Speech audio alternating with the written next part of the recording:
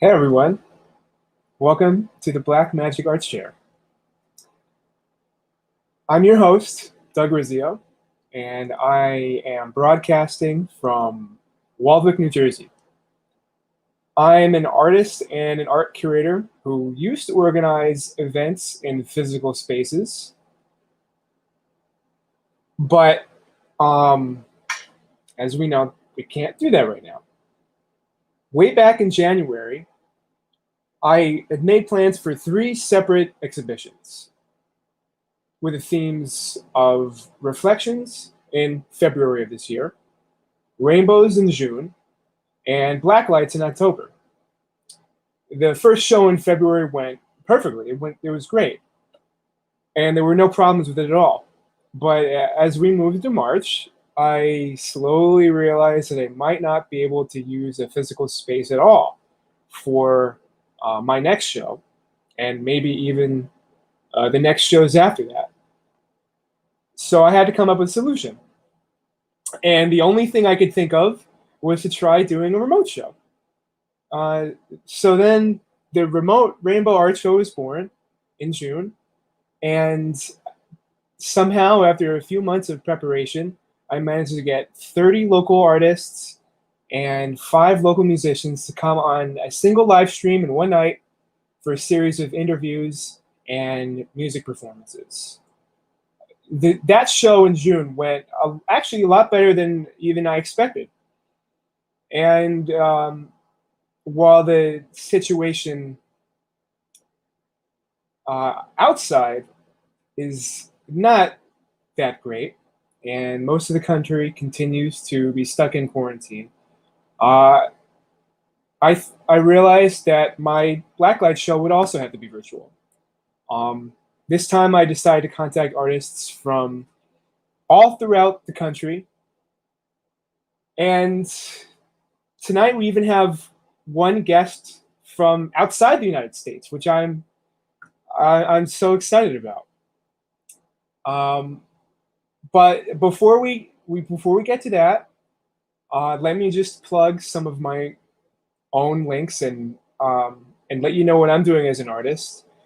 You can find me on Twitter, Facebook, Instagram, and Twitch under Doug Rizzio Art Shows to see more streams like this.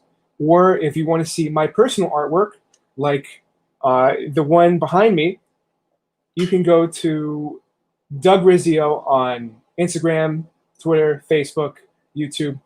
Everything is up there. So that's where you can find me. We're a little ahead of schedule, but that's okay. I think it's probably a good time to bring on our first artist. Um, she is broadcasting all the way from Villach, Austria. I hope I pronounced that right. And her name is Anouk Verbuth. Hey! Ooh, hi, hi. I'm so happy that you're the first person on the show because you're the first person I've ever done an interview with from another country. That's so Wow. exciting.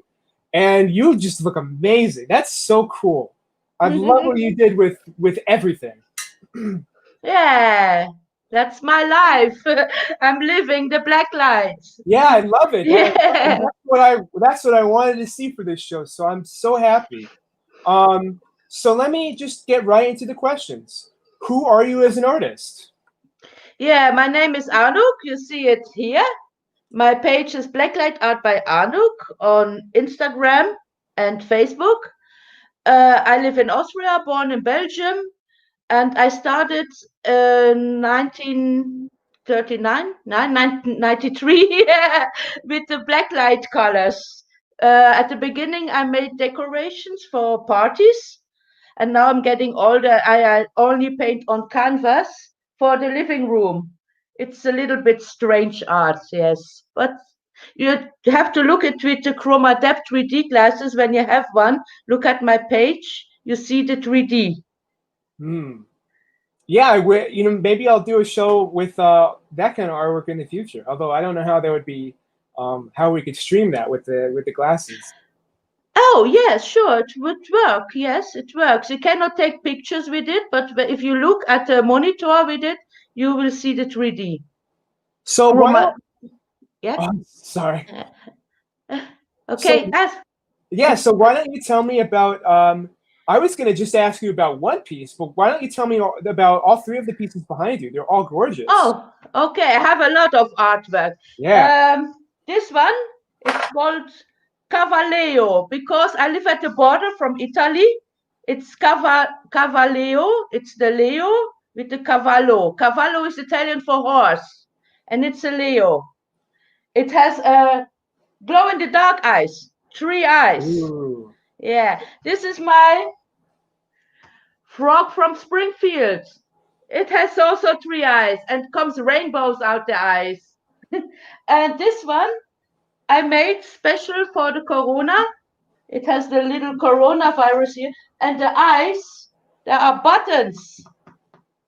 You can think about this if you want, like put in the brain, put out the brain. Everybody is happy with it. Yeah, I love all of them. Oh, thank you. Thank you. They're all so magical in their own ways. Yeah. I just had a great exhibition. Went for 4.5 months. I made a labyrinth with chroma depth 3D glasses. It was huge. Now we have to finish because also of Corona and Yeah. yeah. What's the quarantine situation like in your country?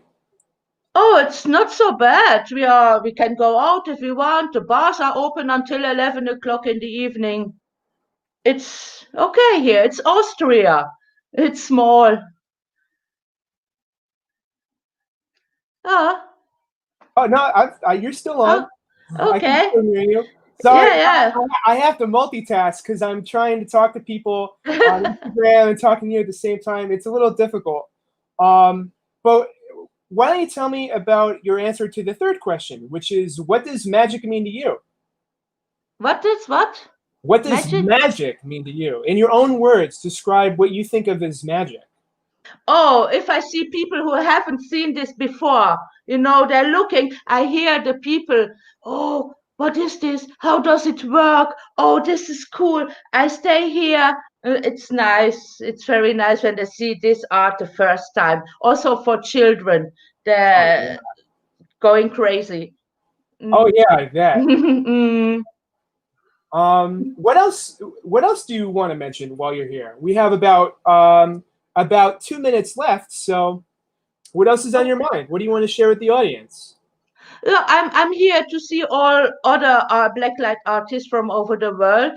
I like to connect with them because I think we're special. We're not like normal artists.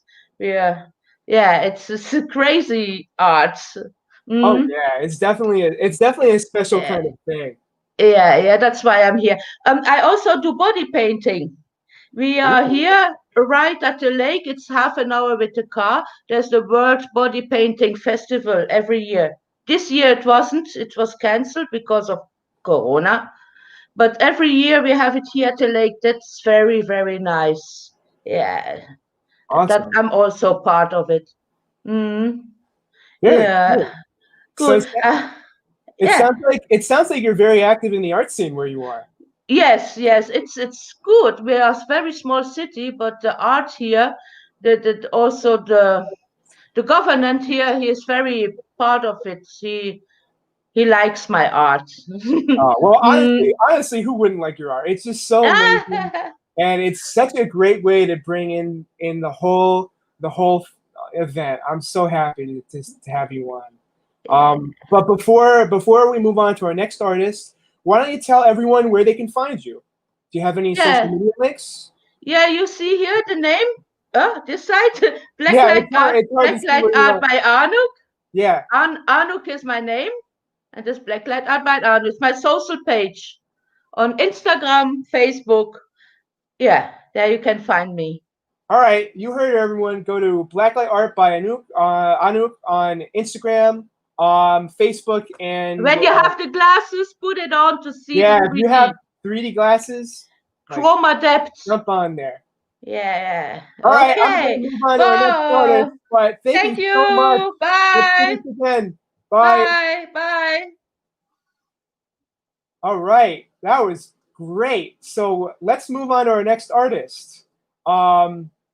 His name is Christian, also known as Raven Rosario, and he's a bit more local. He's broadcasting from Brooklyn. So hey, What's how's it up, going? guys? Going good, going good. Just hanging Good to out, see man. you. Yeah, I like your setup too. Thank And you, I thank love you. your headset. That looks really cool. I had to throw in the lights, you know. Yeah. So why don't you tell me, who are you as an artist? Well, I myself, I'm an abstract artist. I like to envision my emotions into color, put them on canvas for the world to see. Um, Honestly, art I use as a therapy pretty much. So this is very therapeutic to get all of this stuff done. Pew pew. Yeah, I hear you. I feel the same way. You have a lot of art pieces here too. Why don't you start telling about each and every one of them? All right. Well, this one, this is called Bob Ross on LSD. Yes, this one I actually watched a Bob Ross video, and I wanted to just make a Bob Ross painting and mess up all the colors. I don't want one color to be anything that he mentioned. So Well, as Bob, I'm sure Bob Ross would agree with you because as he always said, there are no mistakes, just happy accidents. hell yeah. So yeah, let's roll through all of your pieces here today. All right, this one over here. This one I made in a very, very dark place. This is me putting all of my emotion into an actual, just abstract piece. No, Oh, wow, no that looks imagery, beautiful. no nothing. Just a bunch of colors mixed together Yeah, onto canvas. Got my alien spaceship over here. yeah, nice. I have a thing for aliens, as you can see. Yeah, and this is the piece that you submitted for the show, the main piece. Why don't you tell me about this one too? This one I actually made while I was couch hopping, pretty much. Oh, And really? yeah, so I decided to just go and use my therapy and just make this piece.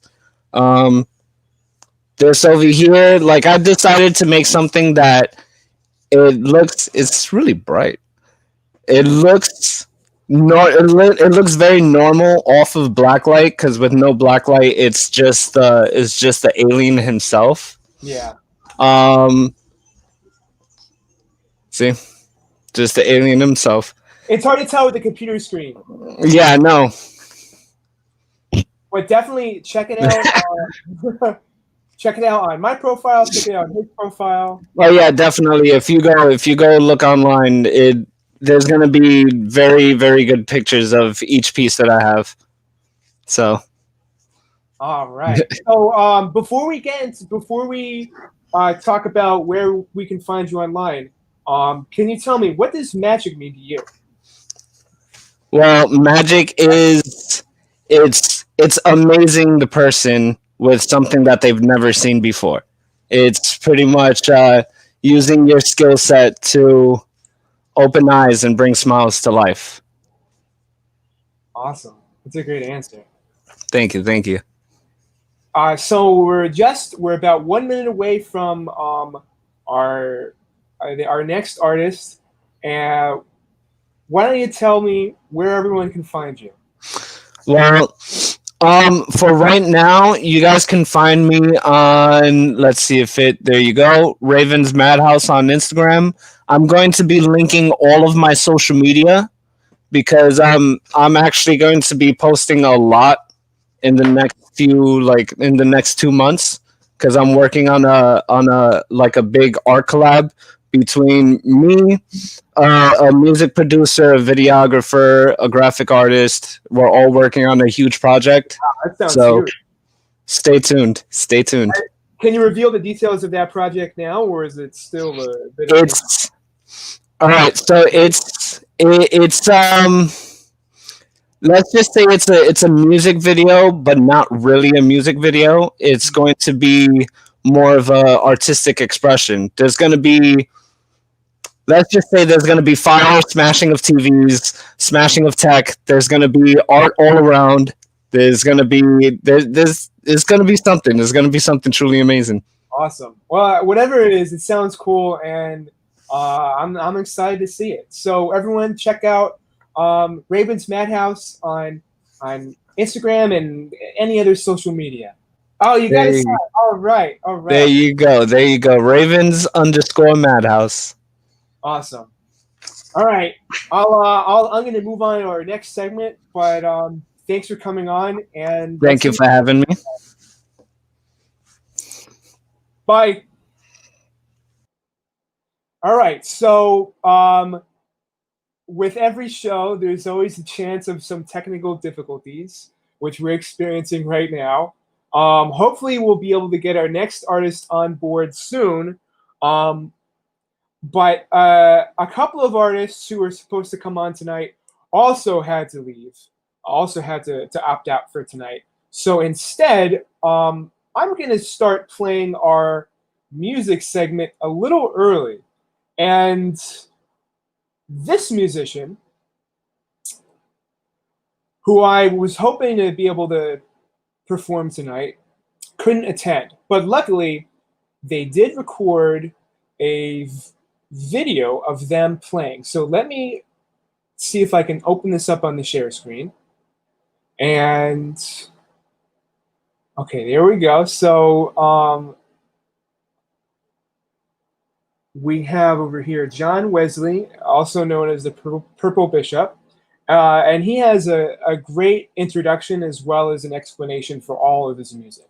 So I'm going to put him up. Oh, actually, you know what? Just in the nick of time, I think our next artist has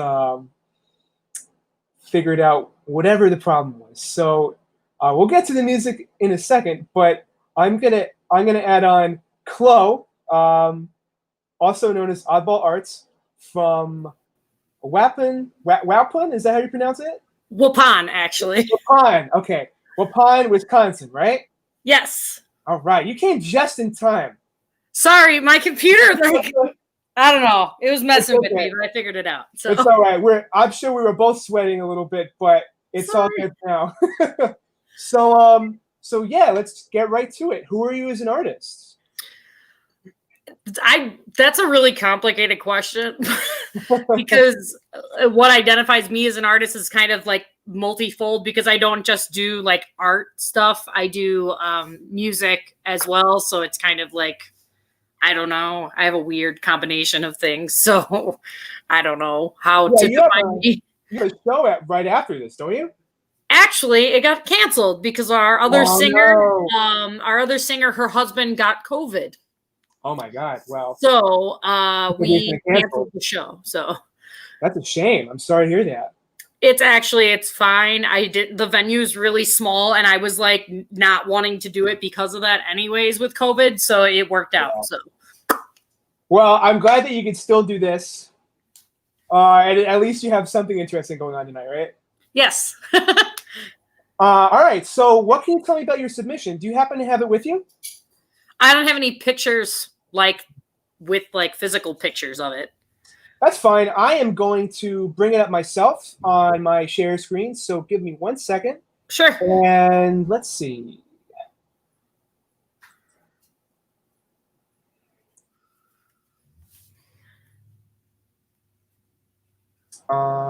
Where are you? I'm trying to find you. I thought I put this in alphabetical order. Stop. Sorry, dogs. No, it's okay. Okay, I was looking at the wrong folder. I have to look at the selfie folder. All right. So I'm going to bring it up right now.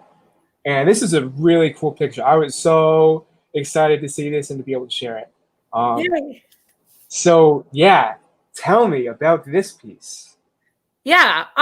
Well, okay. So honestly, so the prompt of like magic, I was like, I was like, I don't know.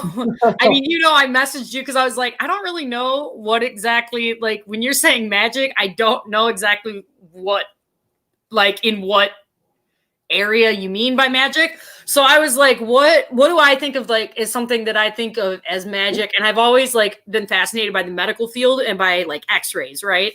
And how just like that is such, like, that's magic to me. Like the fact that we can like Oh. take a camera and like shoot it at someone and Yeah. like see their bones, right? So I kind of use that as my prompt for magic. In the blacklight form here. So that's kind of what I was going with for this. So Yeah, that is pretty magical. I'm with you. Technology is definitely a form of magic if you think about it. right. Awesome. So yeah, I guess wow, you answered the magic question and talked to me about your submission in one go, and I'm I'm at a loss for the next question. What else? Sorry. No, it's okay. What else do you want to mention while you're here?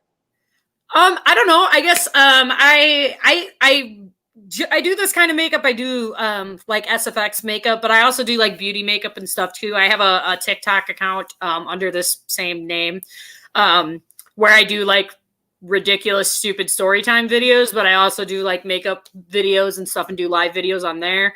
I also do stuff on my Facebook page, but not as frequently, I guess, as I do it on TikTok now, just because I've gotten like 13,000 followers on there now. So my content's growing bigger there. So I've kind of moved that direction as long as Trump doesn't try to take it away from me. So not to make it political, but like legitimately, as long as he doesn't take it away. That's where my content's growing most. So that's kind of where I keep everything. I do a lot of stuff on there, and that's kind of, yeah, I don't know. For being 30, it's a little bit of a weird place for me because. Hey, millennials are all in a weird place right now. Yeah, and like getting harassed by children and then getting harassed by people older than you. And then you're like, I just want to like be here and like exist in this space. Is that fine? Can I do that? I mean, if it makes you feel any better, literally everyone's in a weird place right now. I mean, the whole world is in, it's like, oh, what's going on? So don't feel bad. Right. All right. So before we go, can you let everyone know again where they can find you? Sure. Yep. So again, Oddball Arts, as you can see on the screen here. So Oddball Arts, Wisconsin, WI. I'm on Instagram, Facebook, and TikTok. Like I said, pretty easy to find. So follow me or find me there, and I post all of my content all of the time. I guess. I don't know. Awesome. Well, thanks, Chloe. Thank you. Chloe or Chloe? I forgot. It's Chloe, but it's a lot of people call me Chloe too. It's fine. I just realized now. It's fine. All right. Well, thanks again for coming on, and yeah, maybe we'll do this again. All right. Sounds great. Thanks for inviting me. No problem. Bye. Bye. All right. So that was Chloe, aka Oddball Arts, Wisconsin. So let me go back to our musician, and let's see, share screen.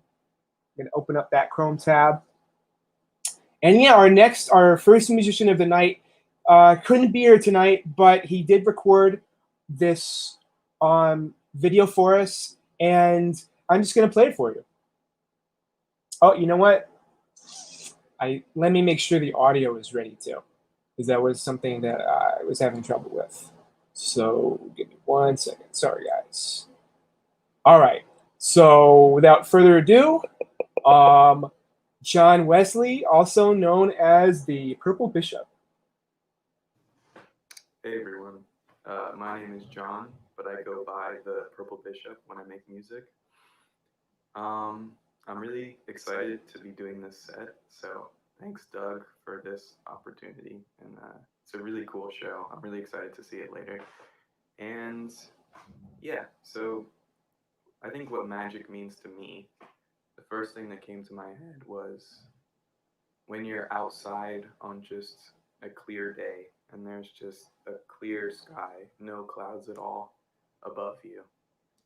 And it kind of made me think of like the earth as like a snow globe or as if you're inside of a marble or something. It's so clear and such a nice blue color, and you can see the curvature of the earth and just the sun warming you up and everything. So that's a very nice feeling for me. That feels kind of like magic and very surreal. Yeah. So this first song that I'm gonna show is called "Fell Asleep with the TV On," and it's pretty much just about a very lethargic feeling. I made it over quarantine, um, and I guess it's a little self-explanatory. I fell asleep with the TV on, and there are just some crazy nights where I would just fall asleep with the TV on, and then wake up at like 5 a.m. or whatever. Anyway, I hope you enjoy this one, and I hope you enjoy the rest of it.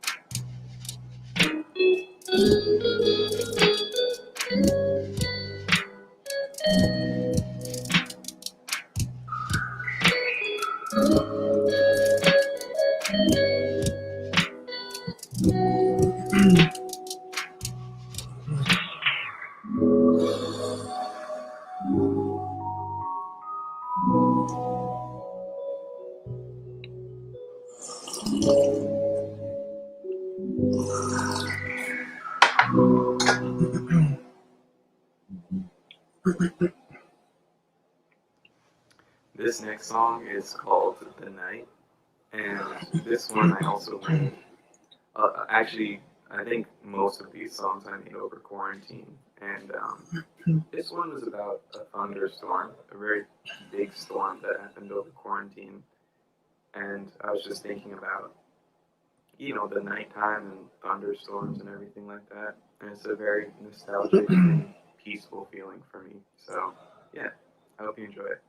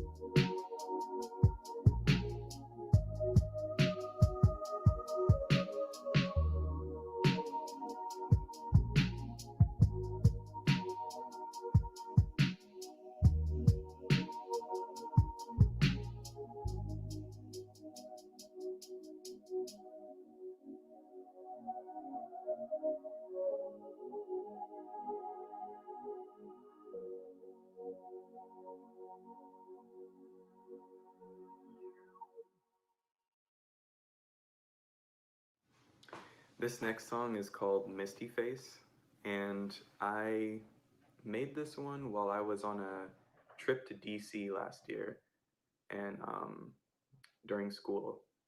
And yeah, this one is about the feeling of basically like light drizzle on my face, which is just also another nostalgic good feeling for me. It's very relaxing to just have just very calm rain, not downpour, but just very nice misty face. So yeah, I hope you like it.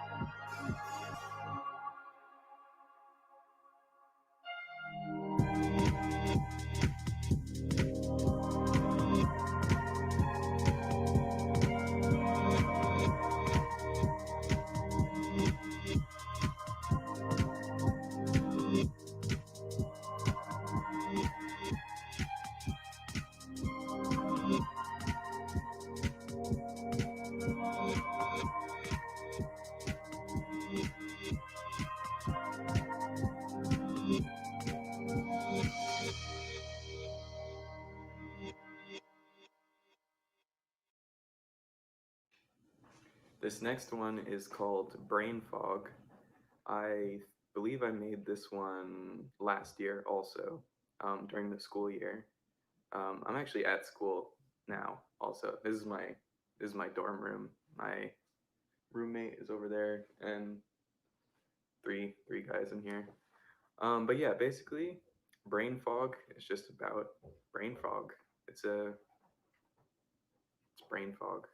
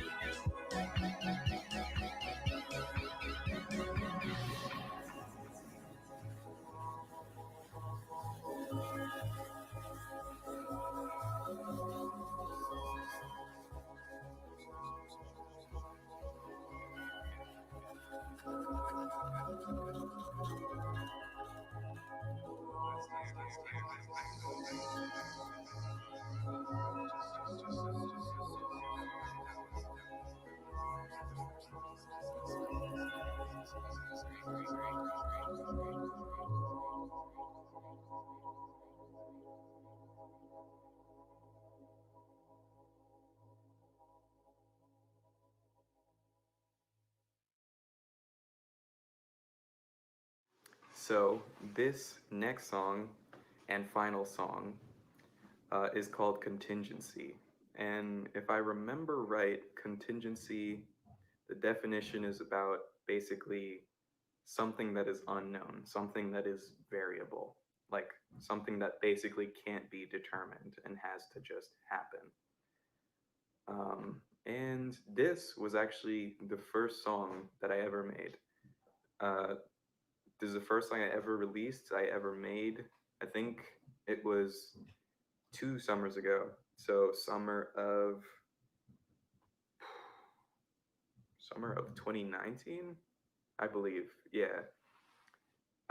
Yeah, I hope you enjoy it. It's been super cool sharing my music with everyone. I hope you enjoyed it, and I'll see you guys. I think my socials will be somewhere at the end.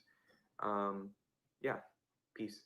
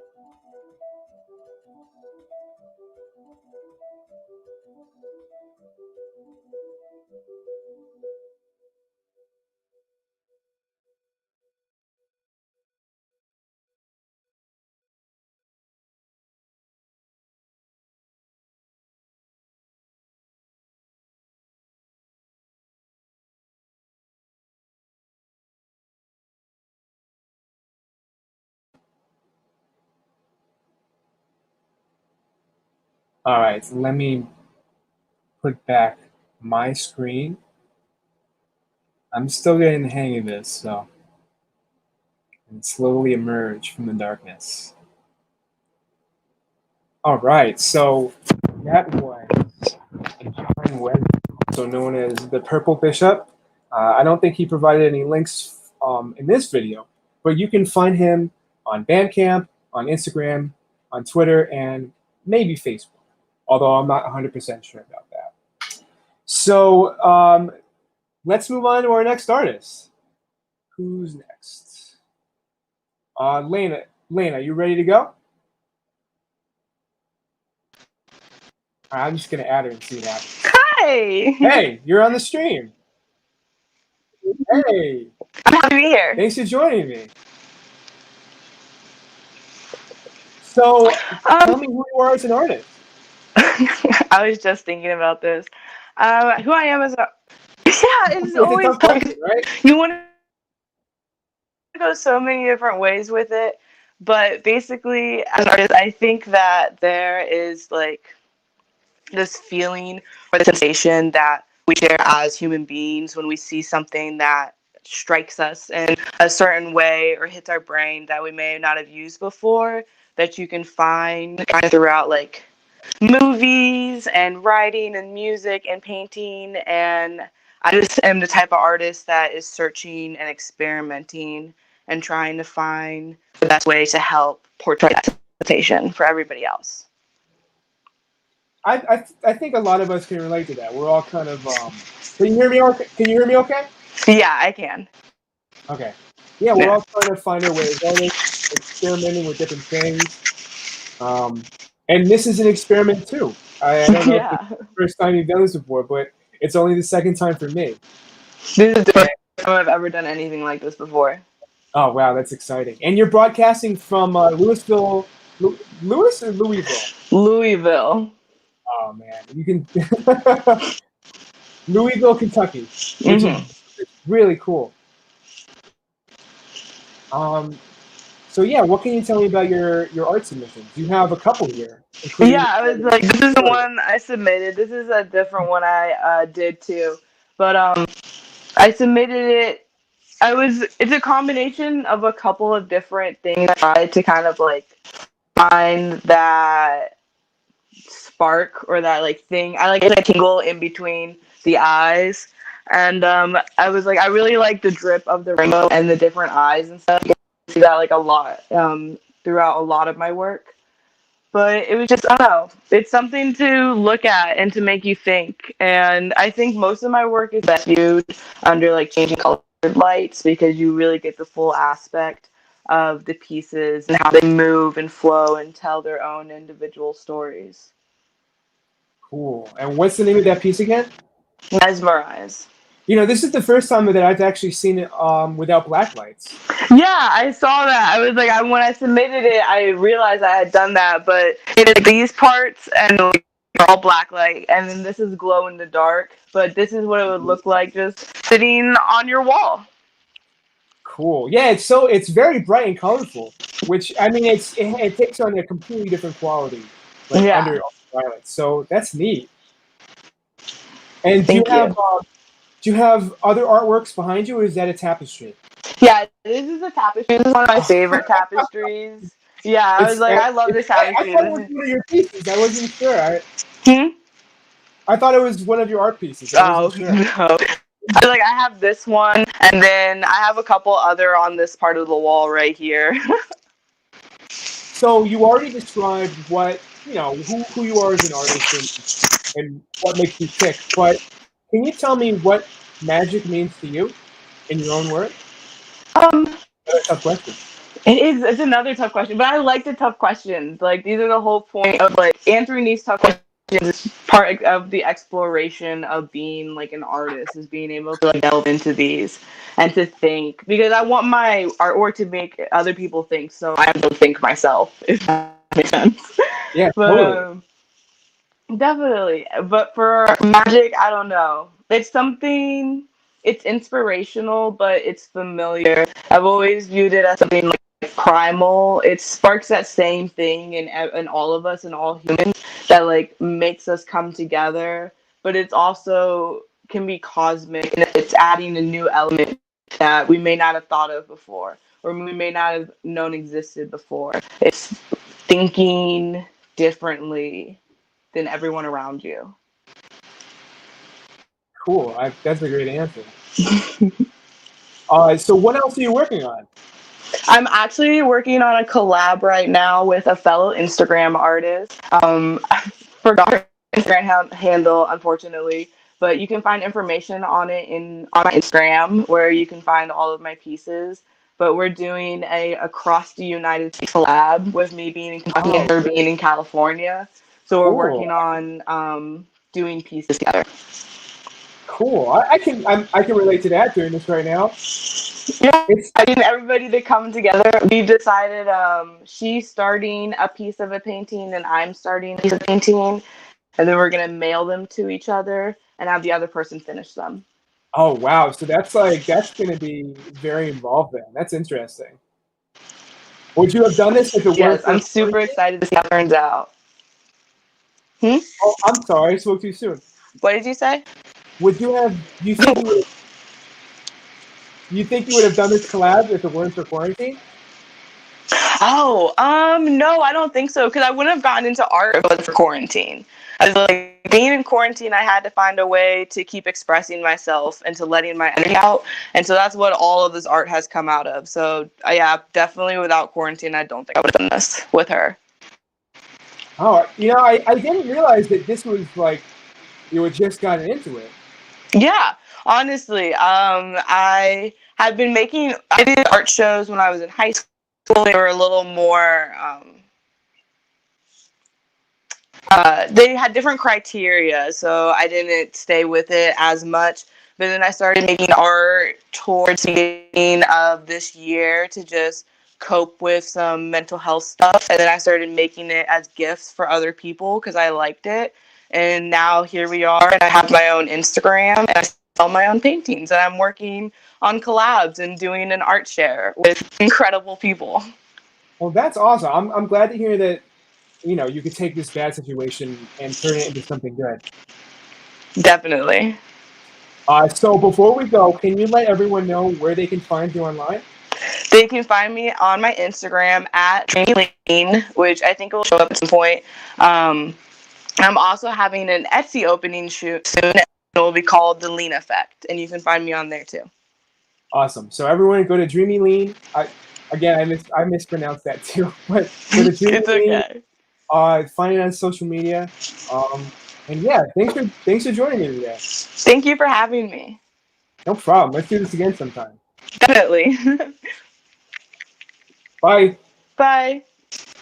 All right. So that was Dreamy Lean, and now it's time for our next artist. Maddie, are you ready? Okay, I'm gonna put you on. Hey, Hi. what's up, Maddie? Not a whole lot. Saturday afternoon in Provincetown. It was pretty gorgeous. So you're from Provincetown, Massachusetts, right? Yes, on Cape Cod. Awesome. Yeah. Why don't you tell me who you are as an artist? Oh goodness, that's such a tough question. That's a loaded question. I have a lot of training. I did a lot of art shows in middle school, high school, college, with access to a studio and stuff like that, and which I now don't have, which changes things. And I've become a henna art and body art artist, which I really love. This is some henna I did. Oh, cool. Did you do that just for today? No, I did it a couple days ago. I work as a bartender, and it gets, it helps me get out there. Oh, to have something on my body. Yeah. Do people ask you, like, do they ask you about it when you're going out and about? Yeah, is that henna? Is that real? Where did you get it? And that gets me business, which is great. Oh, that's awesome. Yeah. Why don't we talk about the piece that you submitted to the show? I'm going to bring it up on the share screen right now. Sure, sounds great. So let me see. Yeah, so this one got a lot of likes on Instagram and Facebook. People really, this was so cool. Thank you. Yeah, tell me all about it. So this was also a quarantine art piece. there was some prompt that my roommate and I got excited about. It was like some kind of psychedelic visions or something like that. And I'm a big fan of neon and black light. It's kind of, I don't know, I figure if you can do black light, why wouldn't you? It glows. It's amazing. So this was a close-up of my face and the hair that I did for the Trippy Visions theme. That is so cool. Yeah. It was a lot of fun. Yeah, I bet. Do you do things like this often? Yes and no. This summer, not as much with COVID. You know, there aren't as many parties, events. I'm not bartending at a club, which was a place that I did a lot of my looks for. There were a lot more events, etc., things like that with themes. That's a big part of the community here. But this year, it's not a part of it, which is strange and sad. Yeah, it feels really weird. It does. So I have to ask our third question now. What does magic mean to you, and how are you like embracing magic during these hard times? So I don't remember the words I used in my submission, which I thought were pretty good. But it's that unnameable force, that unnameable something that reminds you to smile, or that helps you find a glow or a sparkle or something uplifting in a piece of artwork or in a flower you pass by every day. You know, it's that little something that keeps you going. Awesome. I think a lot of other people can relate to that too. This show has kind of kept me going. It's art is a kind of magic to me, and it's always good to have things to look forward to. Oh, absolutely. So, if we didn't have things like this, then what would we be doing otherwise? I don't know.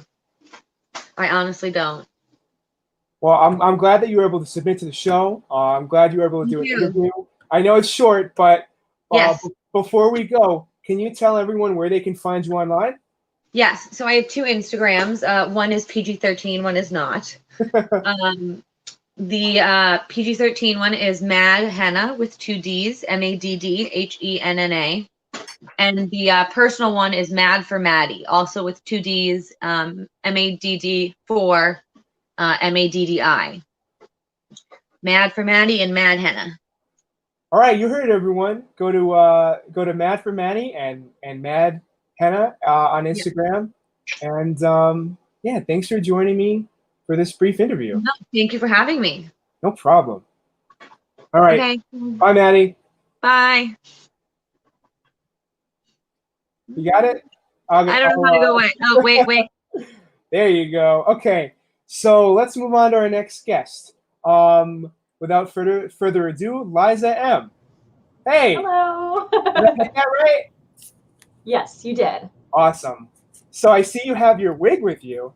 I do. I tried to. Wasn't able to recreate the paint that I sent in, but I did still have a lot of the elements here. So I figured it'd be fun to put it up next to me. I think you've got the photo of the actual paint that I sent in. Yeah, I'll bring it up in a minute. Sure. But before that, why don't you tell me where you're broadcasting from and who you are as an artist? Absolutely. So I am currently broadcasting from Atlanta, Georgia. I have a long history with art. I have been pretty much the artsy kid in general, whether that was visual arts or performance arts or any sort of art since I've been a really small child. And then all throughout high school, I definitely did a lot of theater and a lot of visual arts. And then when I went to college, I actually got a Bachelor of Science degree in communications with a focus in theater and then an art minor. So a lot of my history as an artist has been combining those two main genres. So it's been combining my love of performance art with some of the more visual arts that I do. So I've done a lot of theatrical makeup design, body painting, costume design. So those kind of things where I can kind of meld those together is really where I I shine the most. And I do live streams of a lot of my work. So I have been live streaming on this platform called twitch.tv. And we're actually one of the places that we're live from right now for the first time. And so I've been doing that for, I think we're at 2.5, almost 3 years now. Oh, and nice. my very first stream was actually an art stream. So I am a variety streamer. I do both gaming and art. But my first streams consisted of me streaming from my cell phone, sitting on top of a cardboard box, and putting some makeup on my face from the makeup collection I had. And now here we are 2.5 years later. I have my own studio. I have production lights and all sorts of craziness that all started from pressing live on a cell phone. That's awesome. I love hearing stuff like that. And now you're basically, you should be a pro at this, right? Yeah, now I've done it for a good while now. So why don't you tell me briefly about this piece, which Absolutely. is gorgeous. Like, I love the Thank you. glowing green that people seem to use. And yeah, as a matter of fact, I was going to mention Maddie, the girl that was right before me. Yeah. I am pretty sure both of us used the same base wig to get the hairstyles from that. What? And she That's did amazing. It this, yeah, she did it in this really cool, like messy updo look, and then I added mermaid beach waves to mine, Wow. and added this headpiece. But I am almost 99% sure that we had the same base wig, and then we just styled it completely differently from one another. Oh, that's awesome. But this particular look, part of the beauty community and the body painting community on Twitch have these kind of challenges that we do once a month, where the community will put out a concept, and all of us will join in and create our version of what that concept is. So sometime, I believe it was last year, the concept came around for that month that was mermaids. Which is open to so many different interpretations. Oh, definitely. And it was amazing getting to see what all these other artists did, the different types of mermaids they came up with. You had like deep sea toxic creatures, and then, you know, the mermaids that you normally think of. And my take on it was that I wanted to do a bioluminescent mermaid. And so I wanted it to have that glowy kind of deep sea feel to it. And what better way to do that than with blacklight? So yeah, it certainly accomplishes that. Absolutely. So I put together some elements. I created this headpiece here, and had actually bought this wig beforehand. And when I was trying to figure out what hair I wanted to use, I took different materials and things in front of the blacklight, and I went, "Oh dear God!" when I put this in front of the blacklight, because it was so bright. Yeah. And I was like, "All right, well, I got to use that one." Oh, awesome. But yeah, and so then I based a lot off of that from there. I wish I could ask you more, but we actually just are pretty much out of time. Could you briefly tell me what magic means to you and tell everyone where they can find you online? Absolutely, absolutely. So magic for me is that kind of, that feeling, that those things that spark that little butterfly feeling in your chest, that make your heart kind of race and your face feel tingly. Anything, whether big or small, it can be the tiniest of moments, or it can be a giant grand gesture that just make you feel that excitement inside of you. That's magic to me. And as far as finding me on social media, on Twitch, got a little paper here. On Twitch, it's the same as it is right down here, which is Liza_M. There we go. All right. And then if you want to find me on Instagram, it's Liza_M_IG. And I've got a link tree on the Instagram that links to all of my social medias and all the places that you can find me. Awesome. Liza M on all social media. Go check her out. Thanks for joining me on this stream. Thank you. All right. Bye. Bye. Oops. Okay. So I did not mean to do that. So our next guest is Rachel Miller. Hey, Rachel. Sorry to keep you waiting a little bit. You're muted, by the way.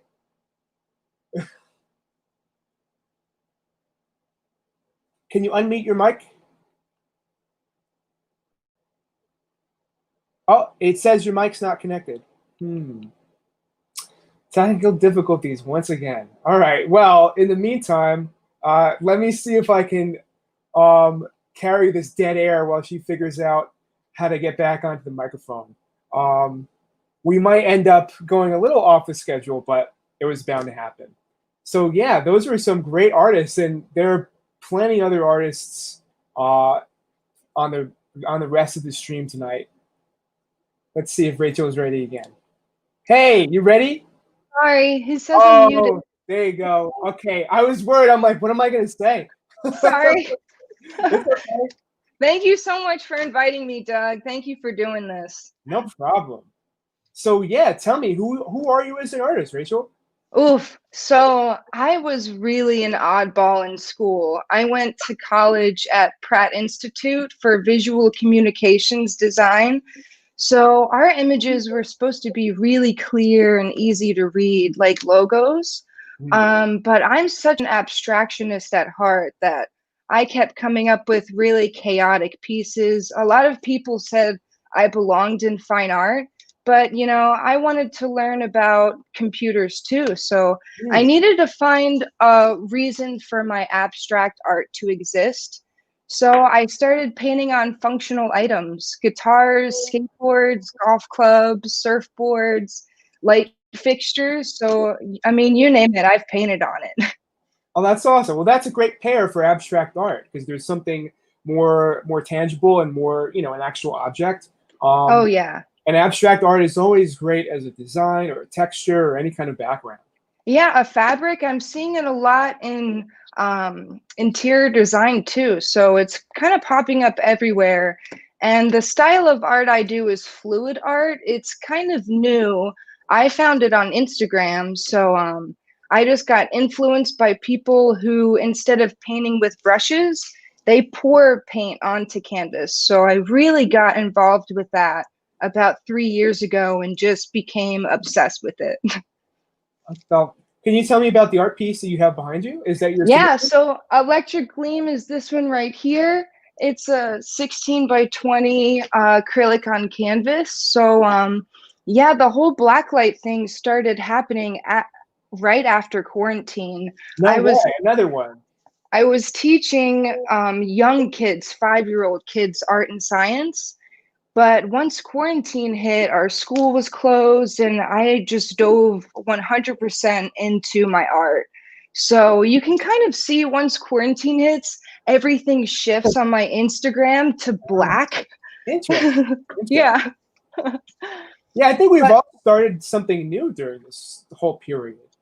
Yeah, I actually can do a quick demo. These small ones can only take 30 seconds. Mhm. You can see on this cup, I have a few different colors in one cup. And instead of using a brush, I just pour it out. Ooh. And people pour, in different ways. And the whole point is kind of like improvising what you want to do. And by spreading it out, I just pour it off the edges. It's so relaxing, really. Oh, that's neat. I've never done that before, and I've never had someone do anything live like this on a stream. So this is cool. I want to try to keep to a schedule, but I also want to give you some extra time because go ahead. We're late. So really quickly, can you tell me what magic means to you, and then plug in all of your socials? Yeah, this was the hardest question for me, honestly, but I think magic can be anything and everything. It could appear at any time. And the coolest thing about magical things is they're unique to us. So something may hit me as magical and not hit you the same way. But sometimes, like events like this, a whole group of people can be affected by something that's magical, a concert, a live stream, or an art gallery. And I think that's what I'm really attracted to. Those are the most magical places. And above me, you can see my plugs. There's Instagram at art_raise and Facebook at Art of Rachel Miller. Thank you so much. Yeah, thanks again for coming on. You're the best. I can't wait to do the next one. So. Oh yeah, definitely. All right. Bye, Rachel. Bye. All right, so I want to give him as much time as he can because we went a little over. But next up is our second musician, known as Dream Mode. How are you? Hey. So, would you want to introduce yourself? Briefly say what magic means to you, and then go into your music. Yeah, definitely. Hey, everybody. My name is JJ, but I make music under the name Dream Mode. It's sort of like some electronic, psychedelic music. I like to take a lot of inspiration from different areas of music, like 60s psychedelia, or like some techno or IDM, some jazz as well. What does magic mean to me? I think magic means something different to people at certain periods in their life. It's like when the stars align and there's a sort of cosmic energy that just kind of hits you at a certain point. It's like if you listen to a good song and you're really feeling it, like that's only going to affect you right then and there. It might not affect you at any point in your life the same way that it did at that time. Or, you fall in love or just other things like that. And when I relate it to art, it's kind of like certain art you will only make one point at one period in your life. Like you write a song, you could only make that song at that period in time. You can't write it at any other point. So that's what magic means to me. That's a great answer. I was kind of curious to hear what the musicians would say, because I imagine it's a little different. That's But how yeah, I think of thank it. you for that. Since we're a little off schedule, I am going to, let's see. We have 15 minutes per person.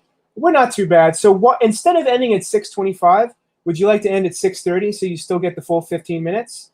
Okay, I'll go as long as I can. The app that I'm using might bug out a little bit after a certain point in time, but yeah, I'll go as long as I can, as long as my set will go. Okay. I'll be back at around at 6:30. How about we make that our cutoff? Okay. All right. So dream mode, everyone. Okay.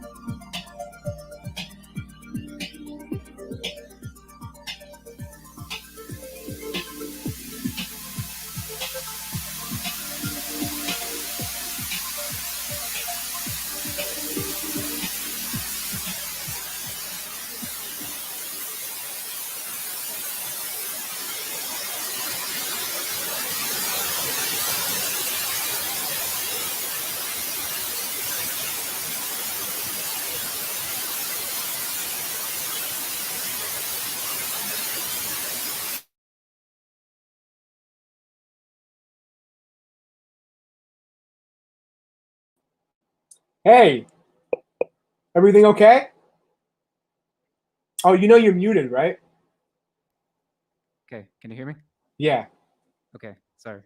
Bit of a technical difficulty there. It's okay. You let us know ahead of time.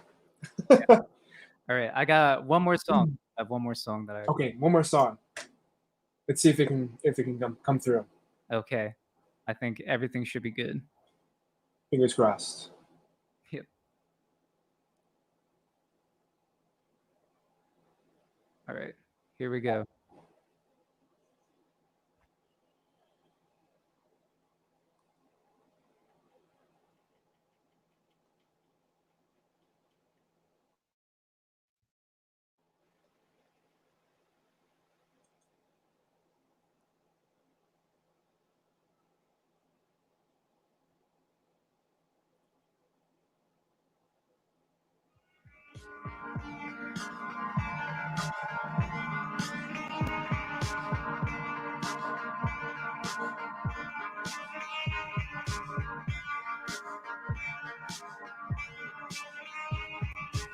It's all around my head, echoing in swirls. Feels like it's coming fast, all up in a whirl, blurring around my head into endless waves.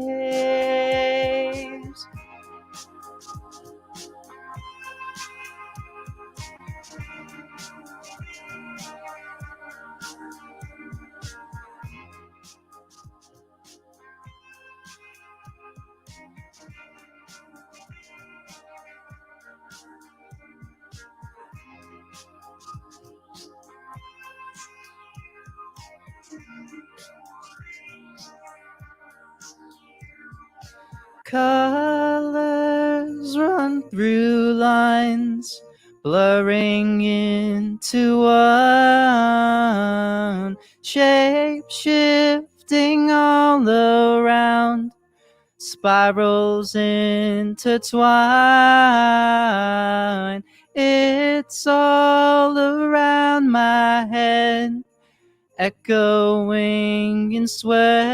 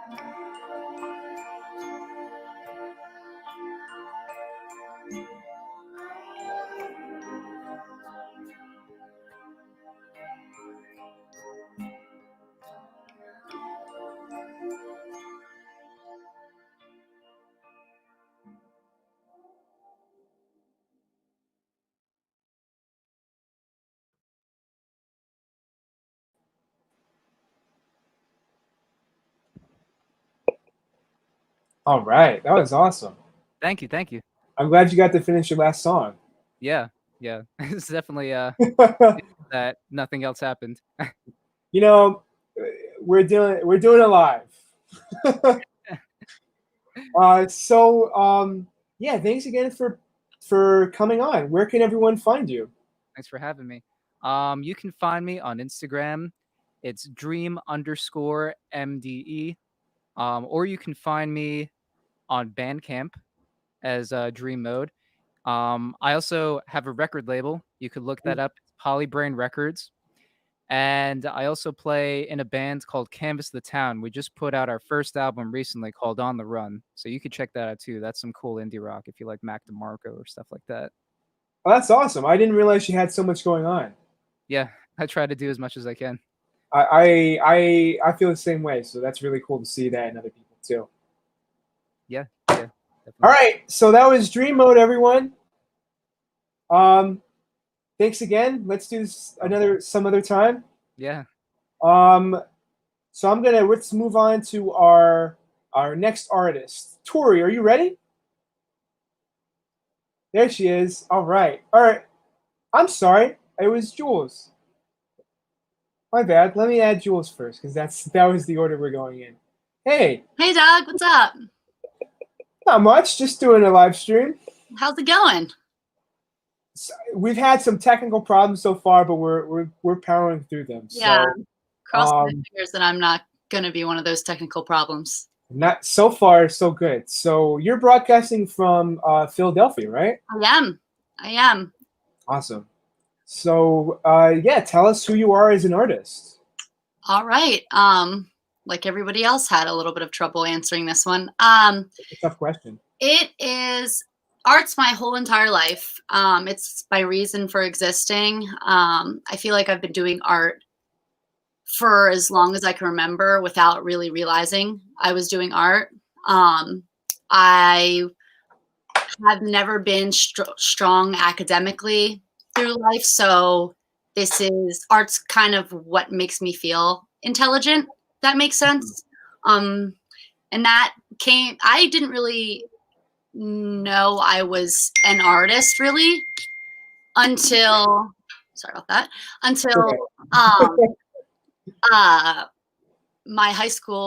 my senior year of high school, where one of my teachers looked over my doodles and they're like, these are pretty good.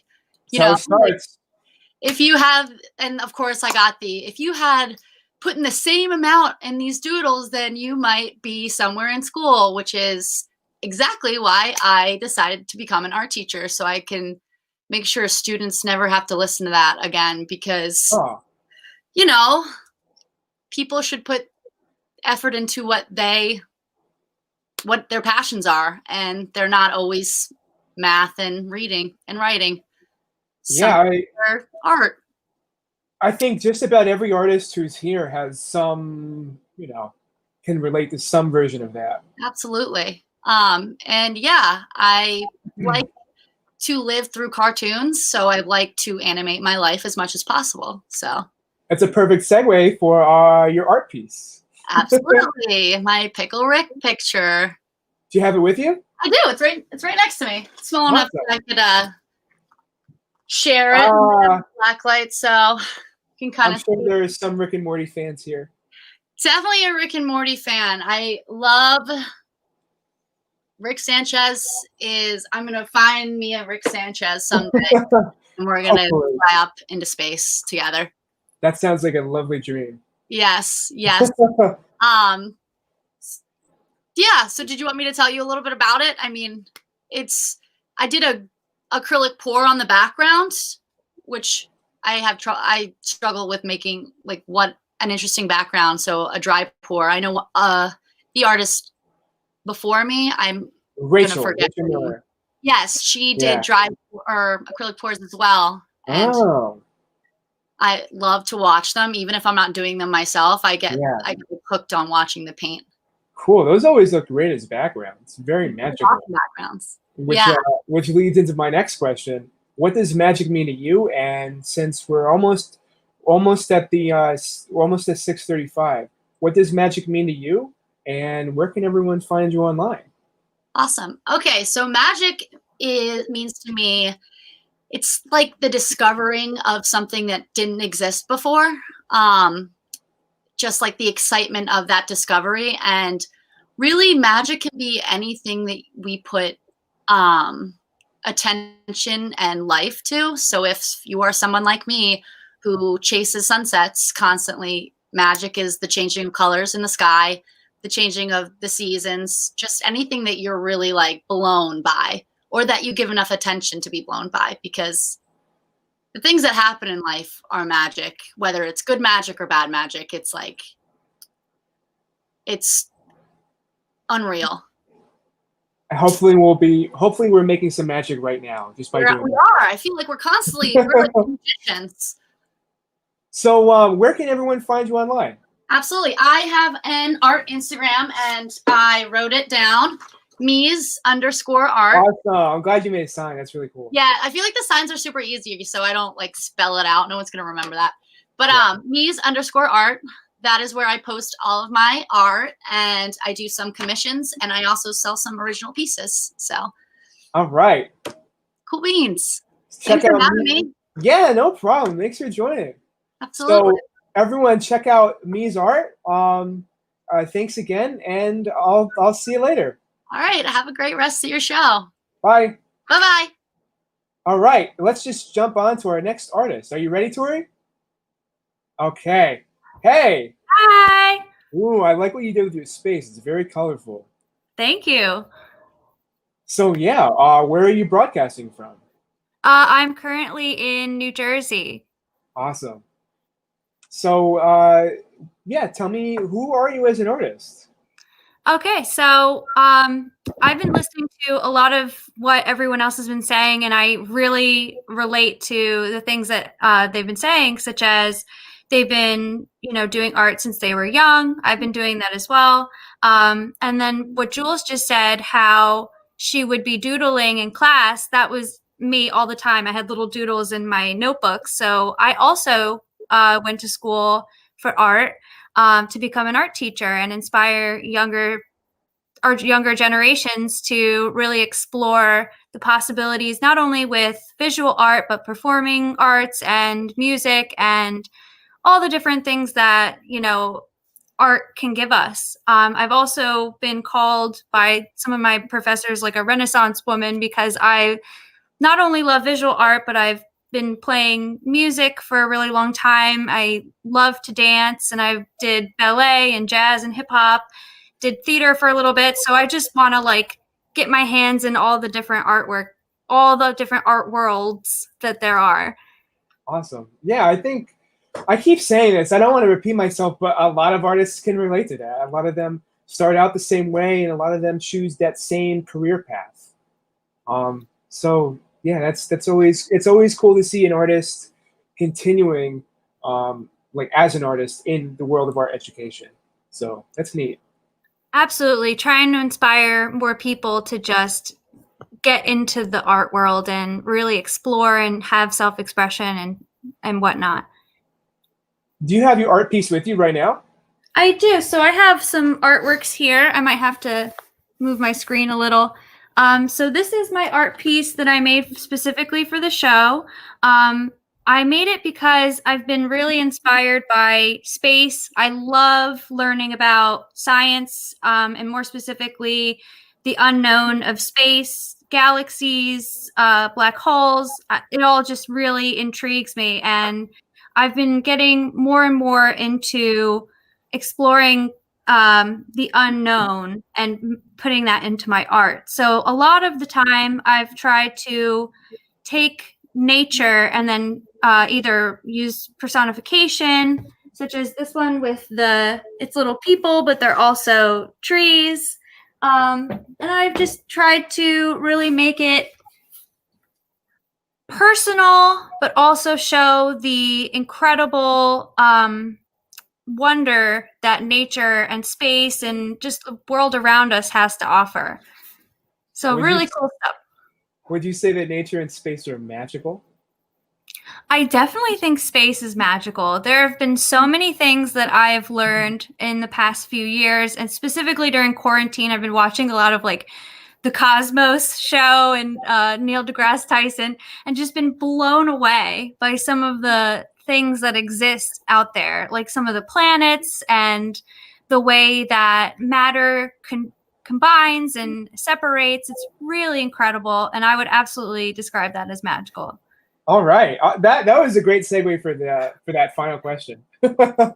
Absolutely. So we're just around. It goes by so quickly, doesn't it? 5 minutes. It does.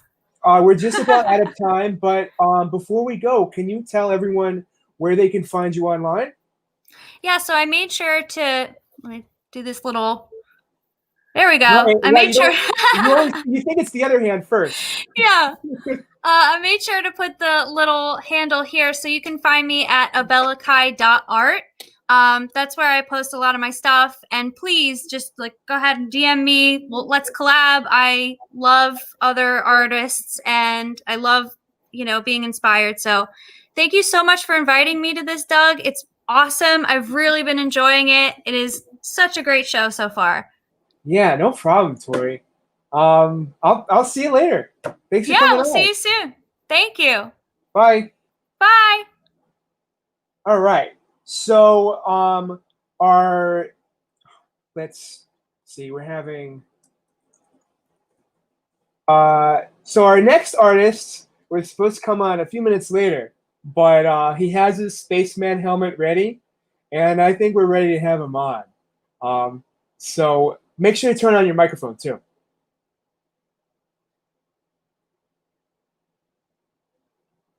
Hold on. We're I guess it's hard to see a microphone with a helmet on. Hey, is Are we on now? Is it working now? Yes. All right. Greetings, Earthlings. It's Good hard to to hear. hear. It's hard to hear someone in the vacuum of space. Well, outer space is a pretty big place. I think Albuquerque, New Mexico fits firmly on the moon in my scheme. So that's where you're broadcasting from right now, right? I'm sorry. I just unplugged my headset there. Oh, okay. Give me that question again. Hey. So Albuquerque is where you're broadcasting from, right? Yes. I was originally based in Washington, D.C., and I've also been living in Los Angeles for a few years. But currently, I am stuck in what is often referred to by locals as the land of entrapment. Why is it called that? Well, the state motto for New Mexico is the land of enchantment. And most people that find themselves here find no way to leave the state. It's a very common thing that people will come here and will just kind of get stuck here. Hopefully for good reasons. Yeah, hopefully for good reasons. I don't know. I think I'll be blasting off here pretty soon. I got to get back to doing live art performances at festivals and burns. Last year was great, and this year was going to be my very first art tour, my very first official Voyagers Visionary 2020 art tour, or 2020 Visionary art tour. But 2020 vision and hindsight. It sounded 2021 will be better next year. You're so good with the puns. 2020 felt like it could have been this amazing year, right? Like the year of the future, but so much potential. It's a more dystopian future than we imagined, I believe. Right, and even a more dystopian future than I could imagine. As one of my kicks is to be a science fiction author. So I have 2 books that I have self-published so far in my book series. Very cool. Is There Life on Mars, which you can check out for free on istherelifeonmars.com, or you can purchase my copies of my printed books, and I'll give you the plugs for that later on in the show. But Yeah, I could have definitely. never predicted this year. I would have never foreseen our government. I would have never foreseen the handling of crises, and I would have never foreseen like the national reaction. Like it all makes for good science fiction, though. When It definitely does. actually fiction. While we still have some time, can you share your submission with me? Yeah, absolutely. The piece that I made for you guys today is a piece I call the electromagnetic vortex, which I cut out of a wood board. It was a 2x2 wood sheet, and I've created it with spray paint and stencils, and using fluorescent paint. And one of my favorite things about any of my art is that it not only reacts with black light, but it'll react with color changing light. And this was part of what got me into using fluorescent pigments and neon paint in the first place about 5 or 6 years ago.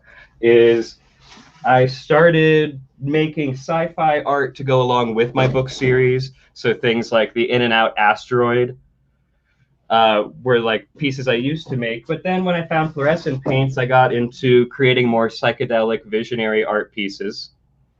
That is so cool. And including some really crazy, massive psychedelic pieces. That is amazing. Oh man. You know, I know that 2020 was supposed to be your voyage into the art world, but you're taking us on a little voyage right now. So and that's what I like to try to do. If you ever come over to my Instagram, which is Voyager Crafts, you can also find me on Facebook at Voyager Crafts. I do live videos, and this year I've been streaming from home during the quarantine. I started my own Stay Home and Paint with Voyager, little like Bob Ross follow along art tutorial series that I started doing, and then it just started turning into me explaining blacklight theory, the electromagnetic spectrum as it pertains to paint, and like starting to practice what I would be putting into my educational series as I work towards becoming the official professor of blacklight pigments.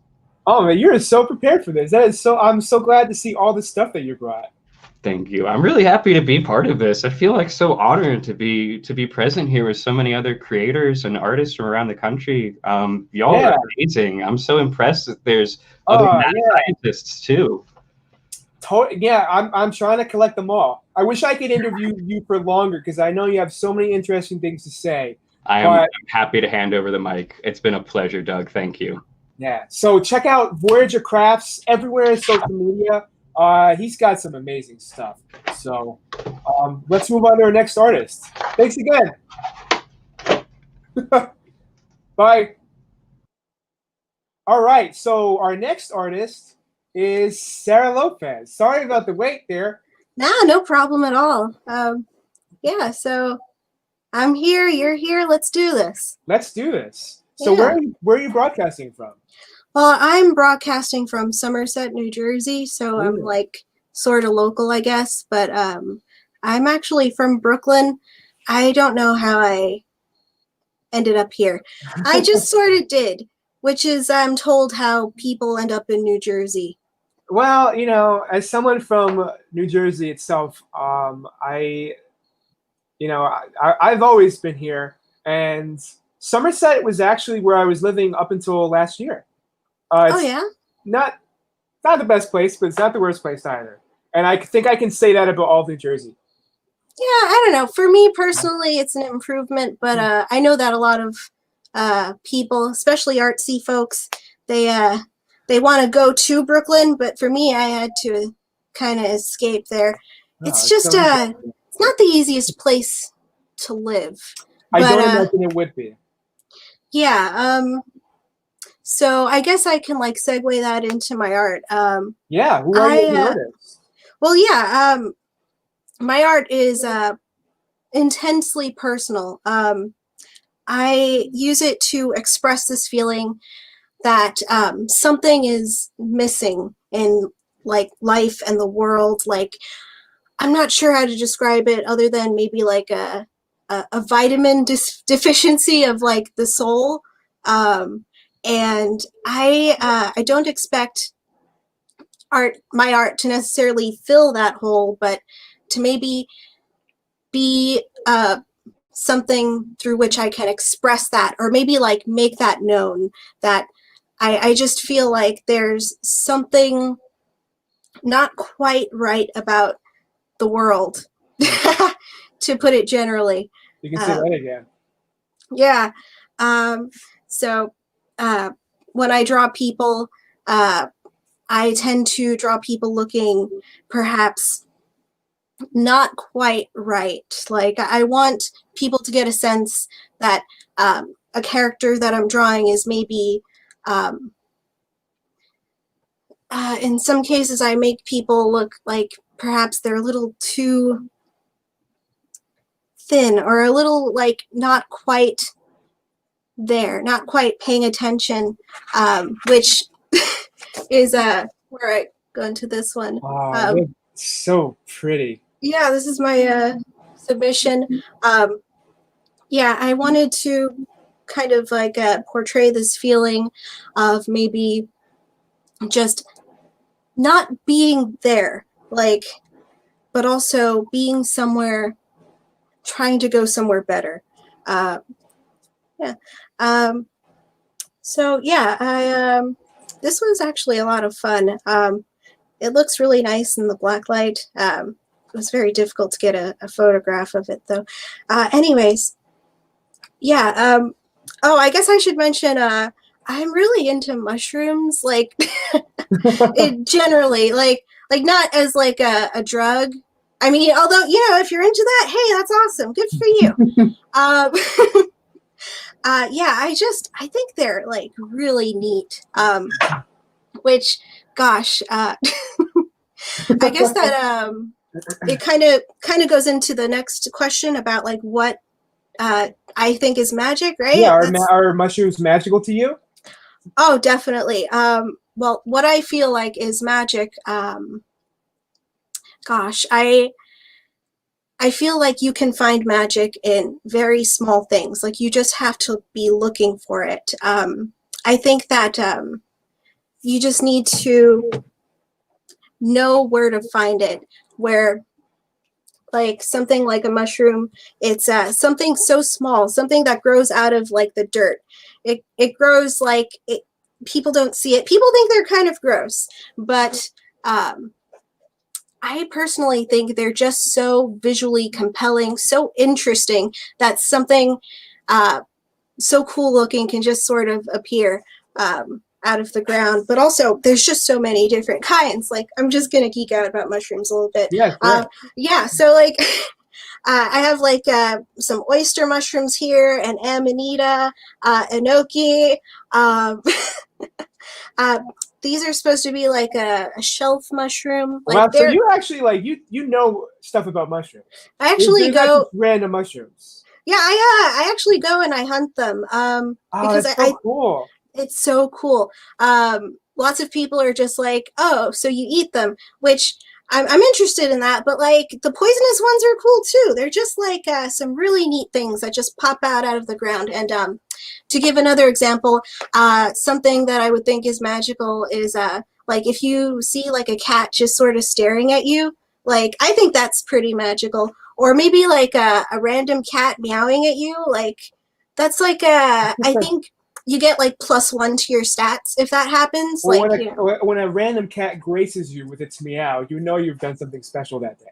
Exactly. Or maybe you've done nothing. That's part of the magic. Maybe. Yeah.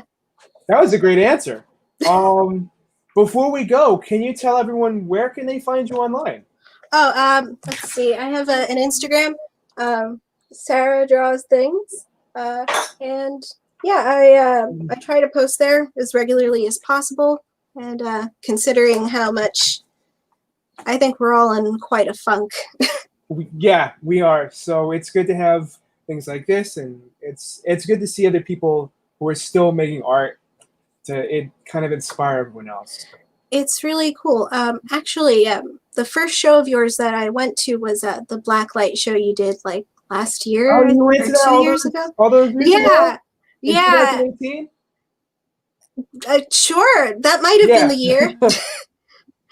But yeah, so I was like, wow, that's really cool, and that's magical. So I'm really glad you're doing this again. It's too bad we can't see everything in person, though. Yeah, but you know what? In a way, people get to hear more about the artist directly through this. Yeah. Doing it in the interviews, so I think it's a trade-off. Thanks for joining the show. Yeah, thank you very much. All right, bye, Sarah. Bye. Okay, our next artist is Peter. You ready? Give me a thumbs up. Ready, Peter? Yeah. Hey. Yeah. Hi. Sorry about all the technical difficulties before. I don't know. Yeah, it was weird. I didn't know what link to click on. So. Oh, sorry. I sent the one for the test stream before, but we're here now, so that's what counts. Yeah, it's good to be here. Thank you for having us. Yeah, tell me where you're broadcasting from, first of all. Verona, New Jersey. It's next to Montclair, so a lot of people have heard of Montclair, New Jersey. It's right up the street. So we've got another local artist on board. I'm glad to see more New Jersey artists. What can you tell me about yourself as an artist? I don't know. I mean, I make little worlds, like you just gotta want to escape to a little world and come on over. I like the little world that you have in your background. That's really cool with the LEDs. Thanks. Actually, I've been getting into programming LED animations, so hopefully my future work features some great programming. It's not easy to do. Oh, wow. That's something I've always wanted to do myself. I would love for you to make it so that I can learn from you and see how it's done. All right, I'll share notes if I make it as an LED programmer. Oh, you have to now. The whole world has heard this from you. But actually, what's right behind me, this was an ayahuasca tapestry from the Shipibo Indians that was that I decided I wanted to light up and just have, central in my studio. So that's what that is. Tell us about your artworks that we see behind you, or the one that you submitted. Well, I decided to put up a few UV reactive artworks right behind me. One is a fractal. It's I basically just kind of scaled it up from an app that I designed a fractal on and rendered it in collage and acrylic. Right behind me is what's it called? Dandelion Syntax. That's the one that's in the show. So that's based on a quasi-crystal, a diffraction electron microscope image of a quasi-crystal. So I just found that the design was really kind of cosmic and deep. So I decided to just make it a 12 by 12 UV responsive painting. And the other one, over here, is the spark of life. So that's we're the flower of life, so 7 intersecting circles. And that's all 3 of these are UV reactive. So that's what I wanted to put up there. But awesome. Thanks for sharing that with us. Yeah, thank you. Our next question is, what does magic mean to you? Really, when I think of magic, I think of intersecting wheels, and the wheels have images that kind of correspond to something in reality.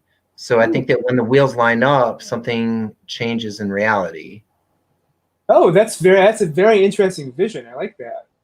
I mean, that's just what I observed. So I don't know if it's different for different people or not, but I know that sort of like an electronic jolt will go up through several wheels and then affect a change again through several wheels on a volt of some sort of a supernatural current. That's I really like that idea, and I feel like as you're explaining this, your kind of light show to the side of you is illustrating something similar to the concept that you're describing. So that's a really cool effect right now. I hope so. All right, awesome. That's what I want to happen. So we're set to put our next musician on the stream, but before we move on, can you tell everyone where they can find you? Oh yeah. So my Instagram handle is @perfect. I try to keep it just for art. Sometimes there's personal stuff, but mostly it's art and art process. Perfect. Okay, perfect. Perfect. All right. Thanks for coming on the show, Peter. Thank you so much. Bye. Bye. All right. So we're gonna move on to our next musician of the night, known as Voltaic Void Cult. So yeah, we're ready to go. You want to introduce yourself really quickly? I'm a little behind on the audio, so bear Oh, with me. okay. Sure, yeah.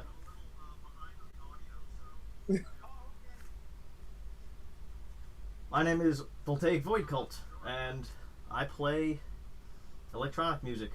This is actually the first time that I've played as Voltaic Void Cult, so please bear with me. What magic means to me, I actually really liked Dream Mode's answer. That was a really cool one, but what magic means to me, personally, is I think it's sort of a fill-in word for things, for kind of how we view the arts, right? That sort of, we experience art, look at it, hear it, whatever, and what we experience is magic. That's what it is, and we just can't really put it into words as humans. We don't have like the vocabulary and language, so we call it magic. You know, something that's kind of unexplainable. But that's that. So. All right, that's a great answer. I know the audio is a bit delayed, but you have until let's do the full 15 minutes. So you have until 7:15. Okay.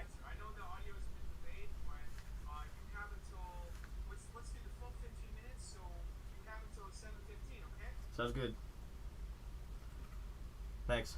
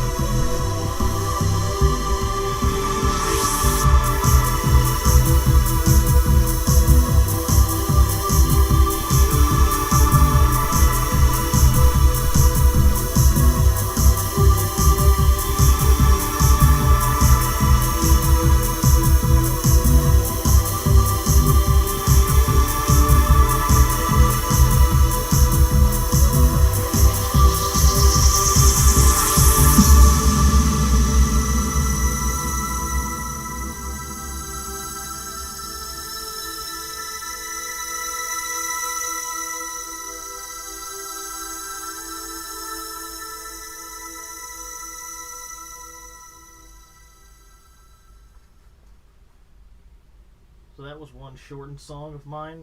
You can find that on my Bandcamp, the full version. But I really wanted to actually play with something else.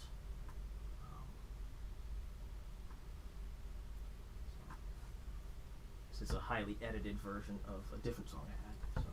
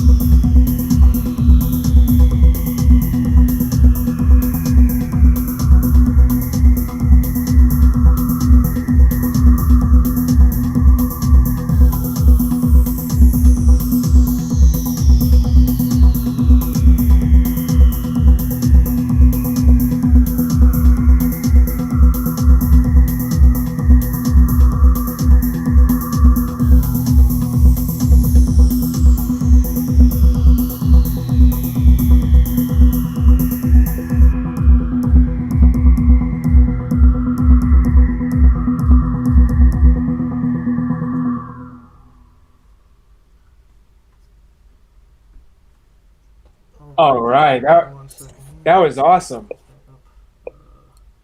Gotta use it through my phone. Sorry about that. Alrighty, and you can find me at, I have a business card, but it's just this, my screen name at Bandcamp, and it's also, I'm also on Facebook under that screen name as well. So. All right. I don't know if the audio is still delayed, but thanks for performing. Again, everyone, check out Voltaic Void Cult on Bandcamp and all those other social media platforms. Yeah, thanks again. Peace. Bye. All right. So our next artist is Danielle. Are you ready, Danielle? All right. Hey. Hi, how are you? You look great. I love the hair and the spooky background. Thank you. Well, this is just like our normal decorations, you know. Oh, okay. Yeah, kind of a goth house over here. Cool. Where are you broadcasting from? What? Oh, I'm outside of Boston. Okay, cool. Yeah. So why don't you tell me who you are as an artist? So I've been doing modeling for about 3 years now. The first time I ever modeled was in Portland, Oregon, and I think I was like 18, but I only did it like a few times. And then I moved here when I was 21, and I decided to get back into it, and it's been like something that it's like helped me gain a lot of confidence. Not only that, it's like expanded my friend group. I've met so many different like amazing artists along it, and it's just been so much fun. That's awesome. Modeling is not a world that I am very knowledgeable about, but I was really happy to include models like you in this show because of the kind of work that you do and what what you're able to do in terms of art, like turning yourself into a work of art. Mm-hmm. Yeah. So that was like a lot of that, like my modeling ideas aren't my ideas because basically it's like the photographer's idea. And I'm just like, yeah, I would love to be a part of that. Usually, no matter what they send me, I'm like, okay, like I'm ready. Like, let's go. Can I share the picture that you submitted for the show? Yeah. All right, let me bring it up on the share screen. Let's see. Where is it? There we go. All right. So, yeah, this was your picture. Yeah. So tell me about this. So basically, my photographer, he's a traveler's photography on Instagram. He's a really good friend of mine, and anytime he has a concept, I'm pretty much like one of the first people he asks. Like when one of those few people, and he was gonna do blacklight paint. And that was my first time ever doing a blacklight photo shoot. I was actually wearing this wig in the photo shoot, so that's why I was like, oh, I'll wear that tonight. And we actually ended up doing 3 different photo shoots that day. And this was the last photo shoot. And I felt like this one turned out the best. But yeah. Would you say that it was a magical photo shoot? It was. We had music on, and then there were 2 other girls as well that were my friends. But I unfortunately work like crazy, so I had to skedaddle right after I got to shoot. But they also made some awesome blacklight content as well, and it was all just super pretty. And we're gonna be doing more soon. It's gonna be based on our horoscopes, though. So everyone's gonna be, and we're gonna be actually working with body paint artist this time too. So we're gonna have a real artist who like does it professionally, because we were just playing around that time, like painting ourselves and stuff. Yeah. So, and I'm a Gemini, so that'll be fun. I'm super excited for that one. Same here. Cool. That's awesome. I'd love to see that when it comes out. Definitely. Just follow my Instagram and it'll be posted when it does. Yeah, really quickly, what does magic mean to you? And then where can everyone find you online?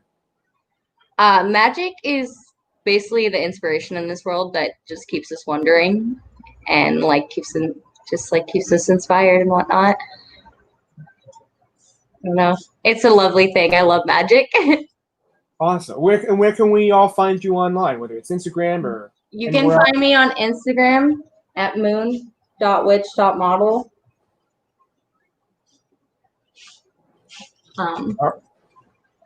And that's basically where I am online for the most part. All right.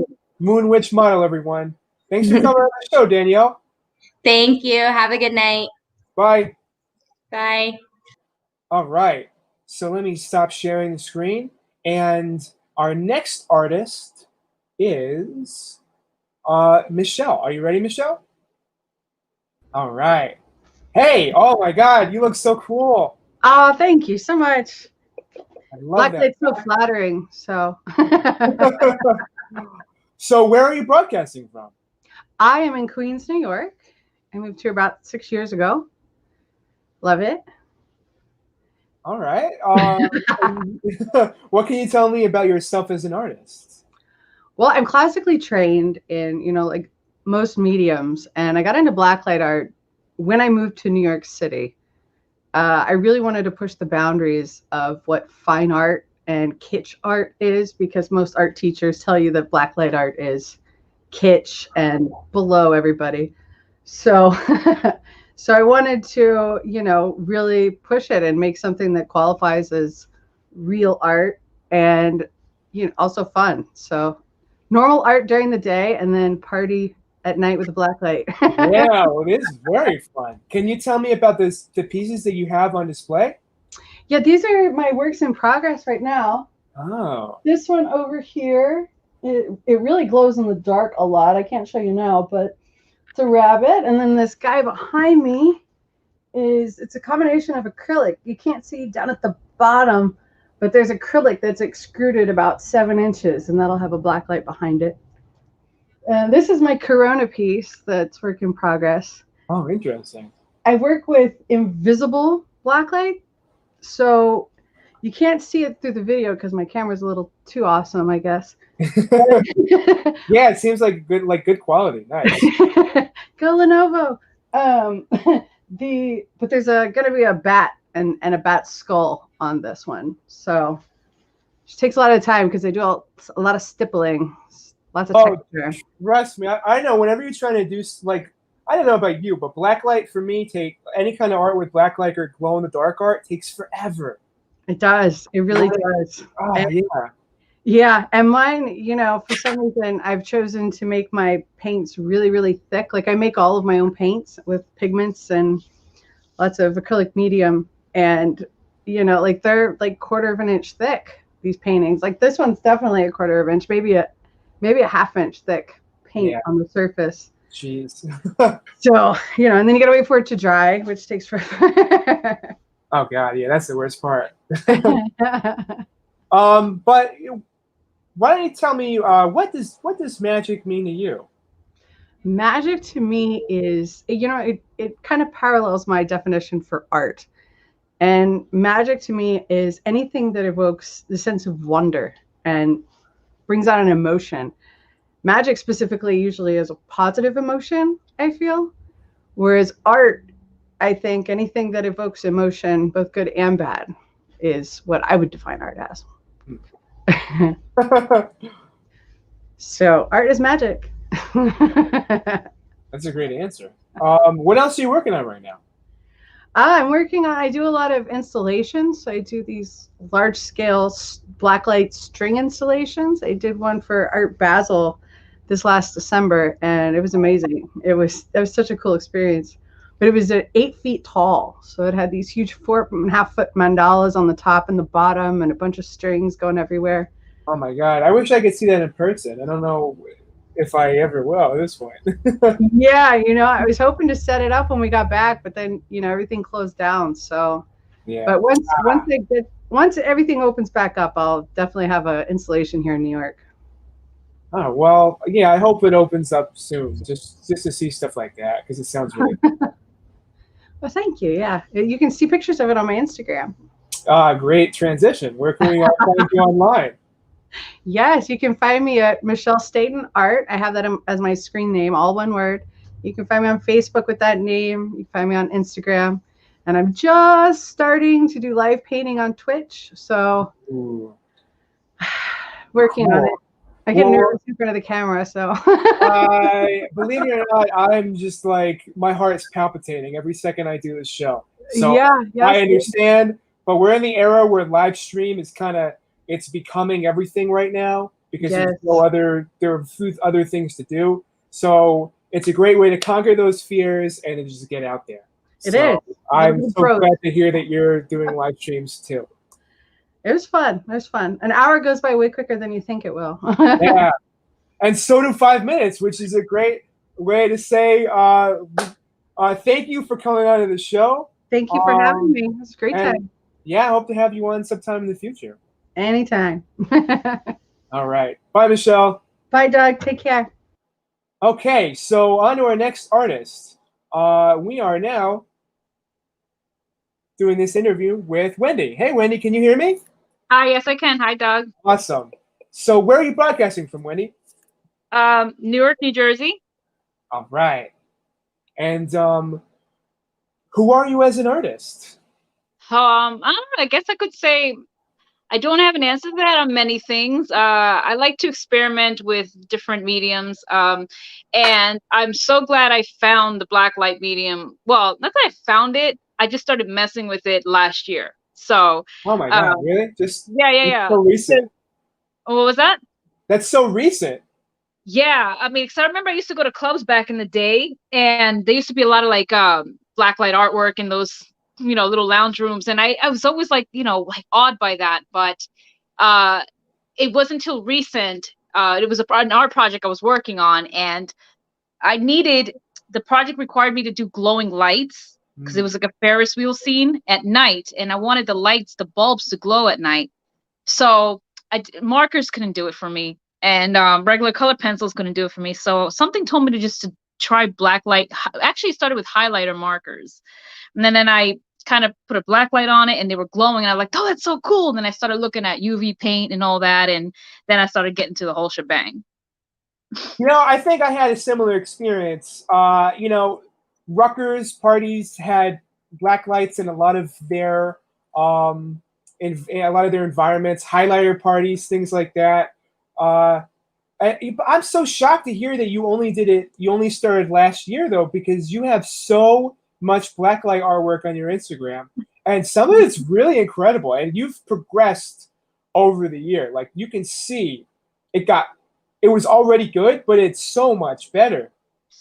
Yeah, I'm glad you saw that. I mean, it was a mistake. Me using the medium was an accident. I started with the Sharpie. Actually, it was the Sharpie fluorescent markers. That's what made it happen. And then I fell in love with just the colors. And throughout the times, I started experimenting with the fluorescent and non-fluorescent colors. So I was using regular Copic markers and going with the UV paints and the fluorescent markers, mixing them both and having the contrasts, the brights and the contrasts. And it was really cool. So it's like I was still able to use non-fluorescent markers with fluorescent markers and make it into a product under blacklight.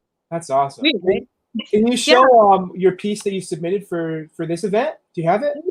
I have. Wow, that looks really cool on the video. Thank you. Yeah, sometimes the camera doesn't do it justice. You kind of have to see it in person. I think personally, old blacklight works looks awesome in person because camera quality it doesn't necessarily capture the brightness and the beauty all the time. So yeah, it's hard to get that. Yeah. I love that piece so much. I know at least one person who said that was their favorite, and someone told me privately. So. Oh, that's so cool to know. Yeah, good job. So, what does magic mean to you? Because you have some magical pieces. Magic means to me is the ability to create anything that you desire that you didn't know that you can create, and now you know you can. So basically, magic to me was finding out that I can use non-fluorescent and fluorescent paints together and still create a product that works perfectly under a black light, allowing colors to work with each other that are bright and not bright, you see. Because I thought in the beginning that everything was all about you just need to use fluorescent paints in all projects, but that's not true. There's really no rules, really. You can bend rules, and that's also what magic is: bending rules and creating a new product, a new creation. I love it. Awesome. All right, before we go, where can we all find you online? Okay, so I have an Instagram. You can find me at Art Attack Rat. I don't know if you could read that. Yeah. At Art Attack Rat, and I also have a Twitter. Same thing, Art Attack Rat. So that's what's up. All right. Thanks for coming on the stream, Wendy. Thank you so very much. No problem. I'll see you later. All right, take care. Bye. Bye bye. All right. So our next artist is Julie. Are you ready, Julie? All right. Make sure to unmute your mic too, okay? Hello. Hey. Ooh, I like what you have on your leg. Is that Thank you. blacklight paint there? Yep. Cool. So where are you broadcasting from, Julie? I'm from East Brunswick, New Jersey. Another local girl. I like it.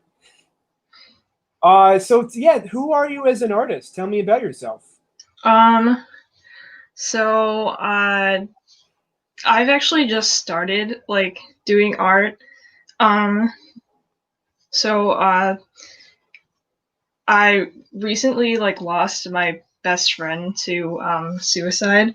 Today's actually World Mental Health Awareness Day, and while I was like grieving, like going through that process, I started art therapy at Rutgers, and that kind of took me to where I am now because of how like I learned to process my emotions through putting things on the page.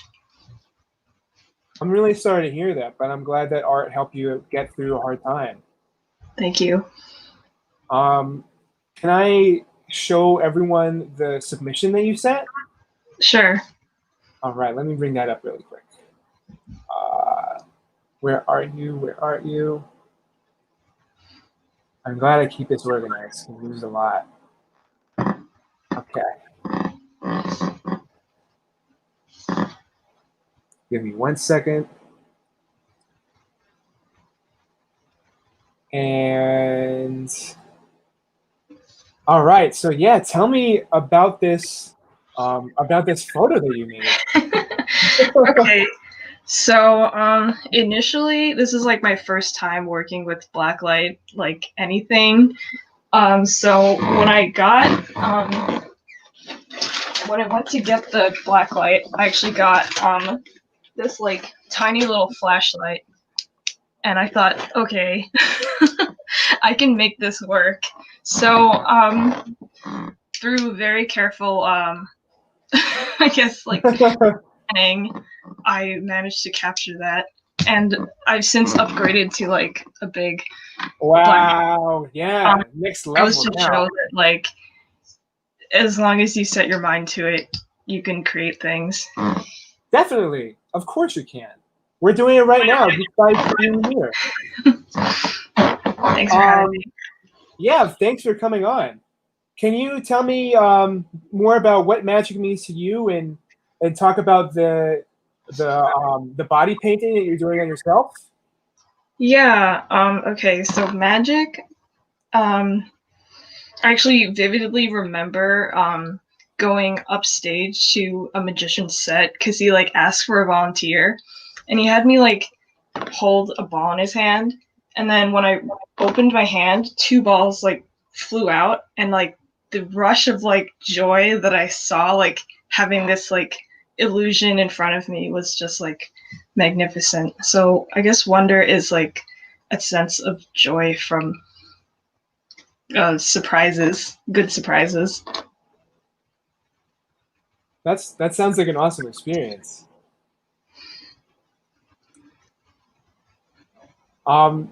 So yeah, what are you working on right now? Like in terms of like streaming or any kind of content you're creating?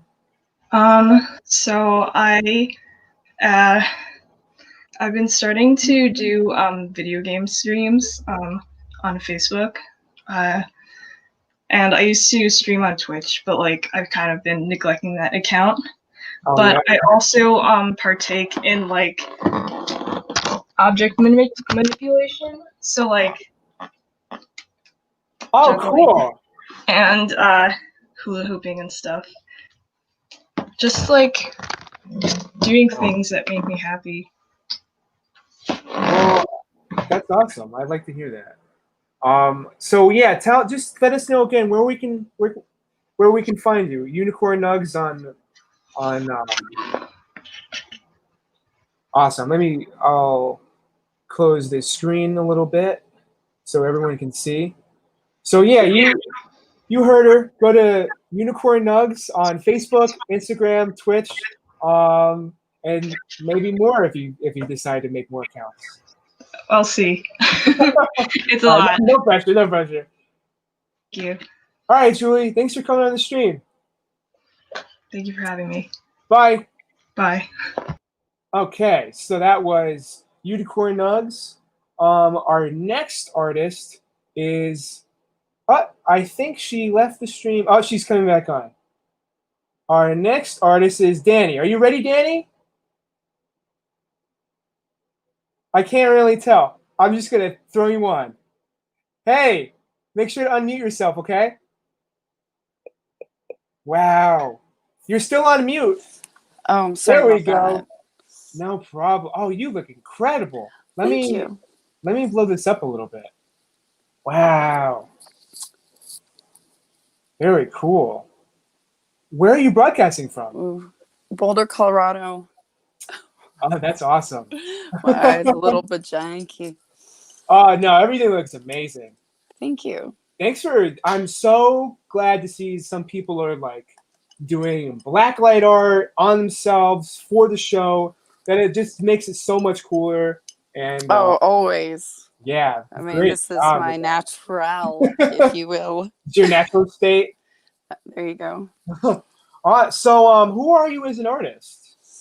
I am a UV glow body paint artist.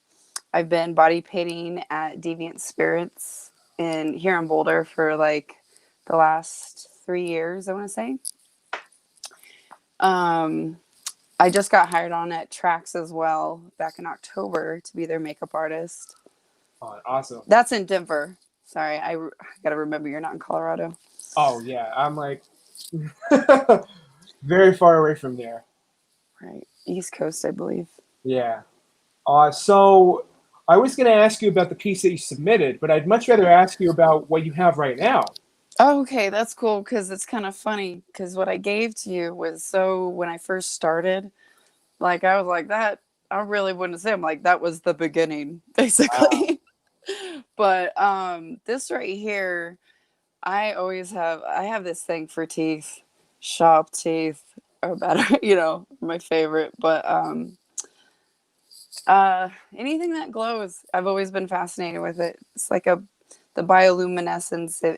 To me, it's alive when you see how it's interesting too, because this is the first time. Oh, it's interesting to me, anyways. I just busted out my my airbrush today for the first time.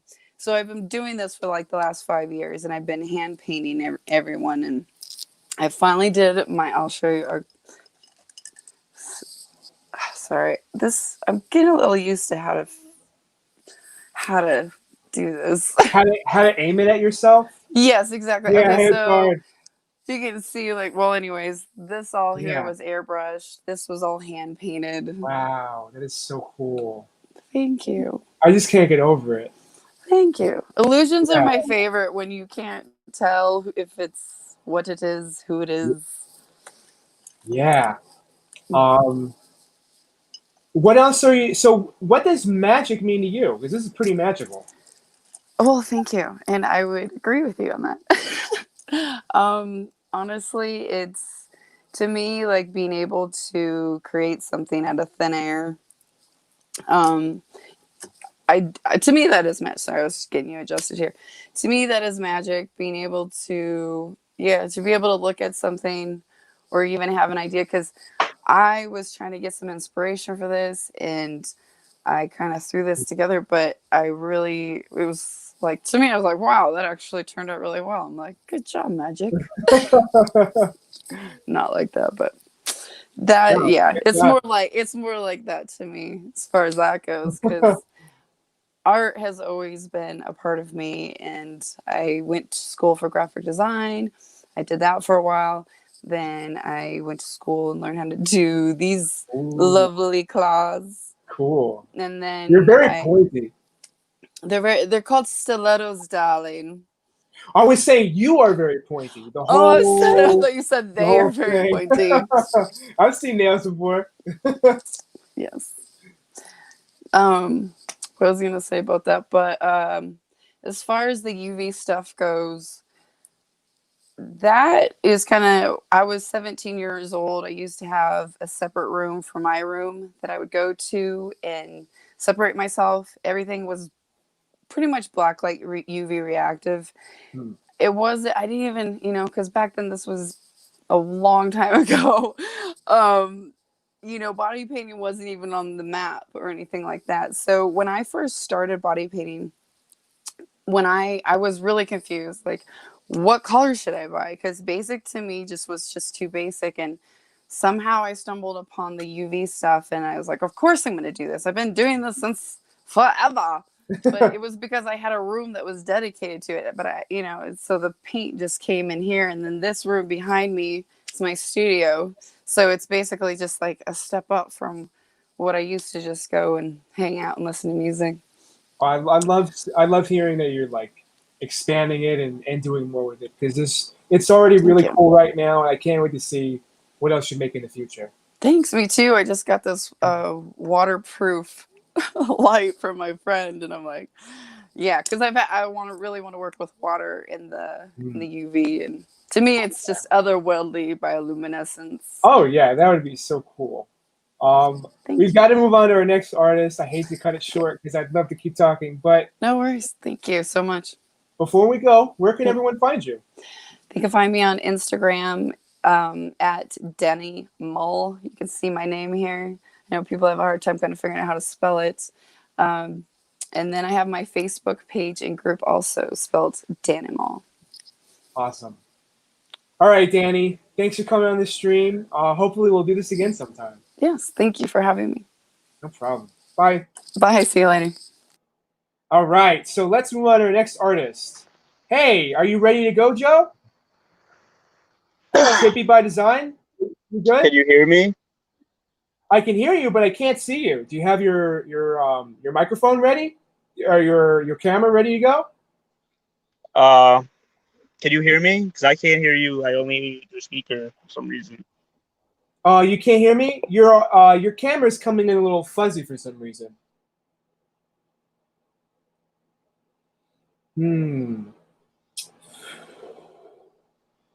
Let's see. You all right? You know what? I'm gonna have to remove you, and maybe we'll add you a little later. Okay. Because I think there's some technical difficulties here. You want to try again? Yeah. Maybe use a different computer or something. Okay. All right. We'll put you on right after this next music set. Okay. All right. All right. Sorry about that. Hopefully he gets it working soon. But I think this is probably a good time to put on our next musician. Hey. Yo, hi. Can you hear me? Yeah. Are you ready to go, Opal? I think so. I think all my audio is in check. I love I feel like we're in a rave right now. This is awesome. Thank you. That's the power of one really long strip. So before you start your set, give us a brief introduction and tell us what magic means to you. Hi, I'm Opal.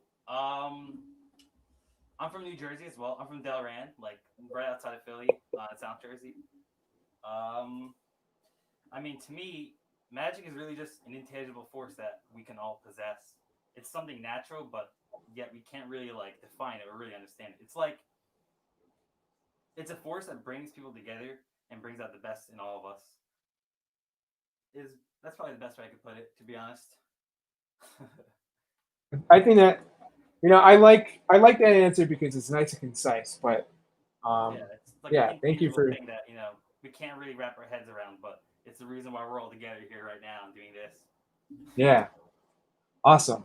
And I think your set's going to be pretty magical too, especially with all not just the light show you have in the background, but all the cool equipment that you have that you're going to actually be playing with. Thank you. All right, so without further ado, Opal, you have until 8 o'clock, okay? All right, thank you. No problem. All right, Opal, everyone. Opal lesson.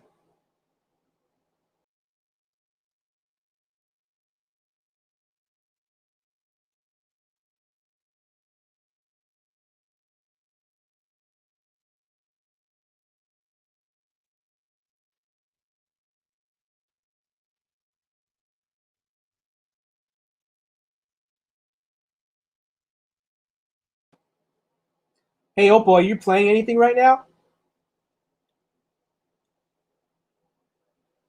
Hey, Opal, can you hear me? Oh yeah, you not hearing anything? No. Can you try again? Ooh. Hold on, let's see this. Audio equipment. Yeah, audio equipment. So many of it, so many pieces. Yeah. Let's see. Let me see if it's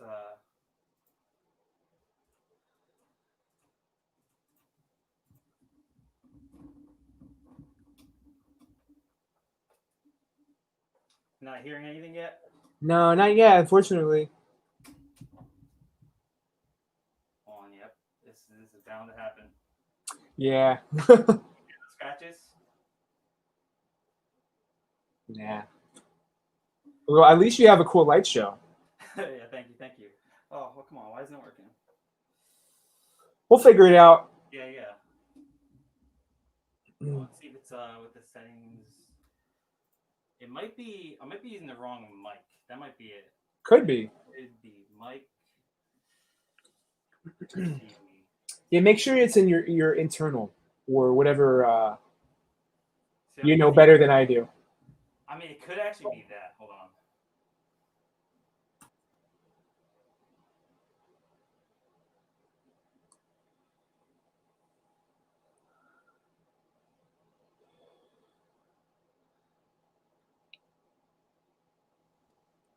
Still not working?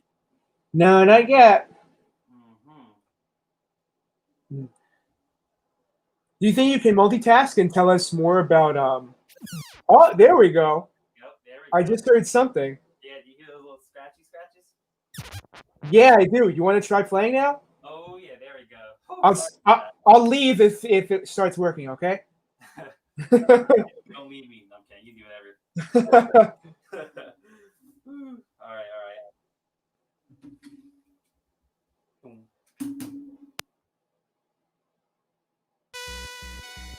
There we go. All right. Up lesson, everyone.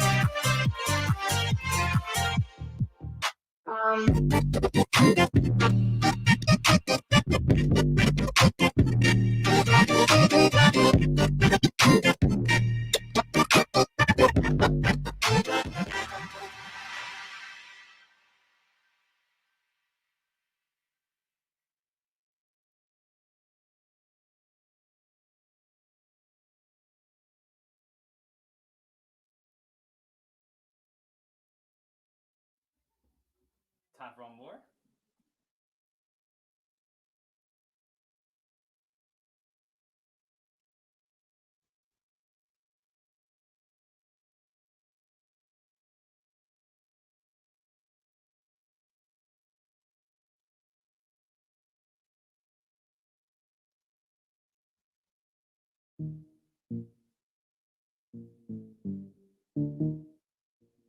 If only I could get through this.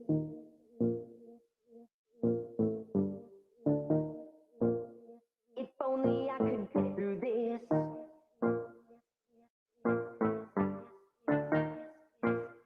If only I could get through this. I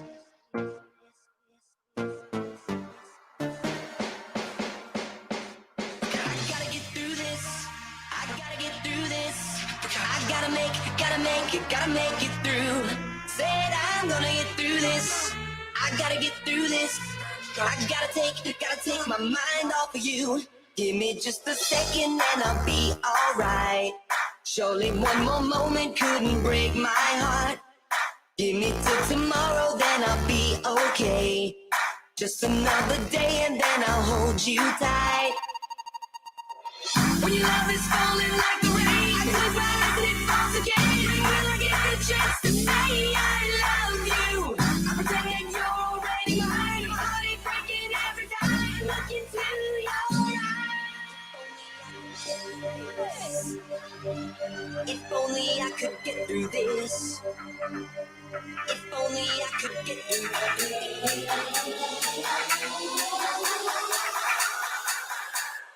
If only I could get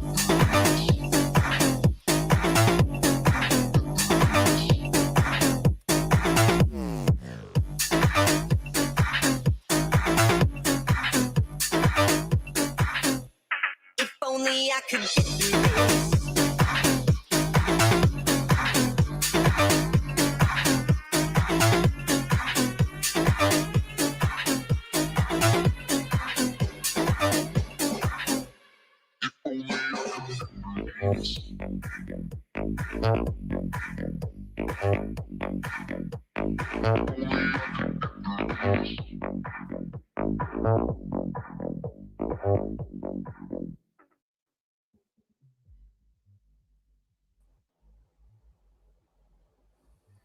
All right, that was great.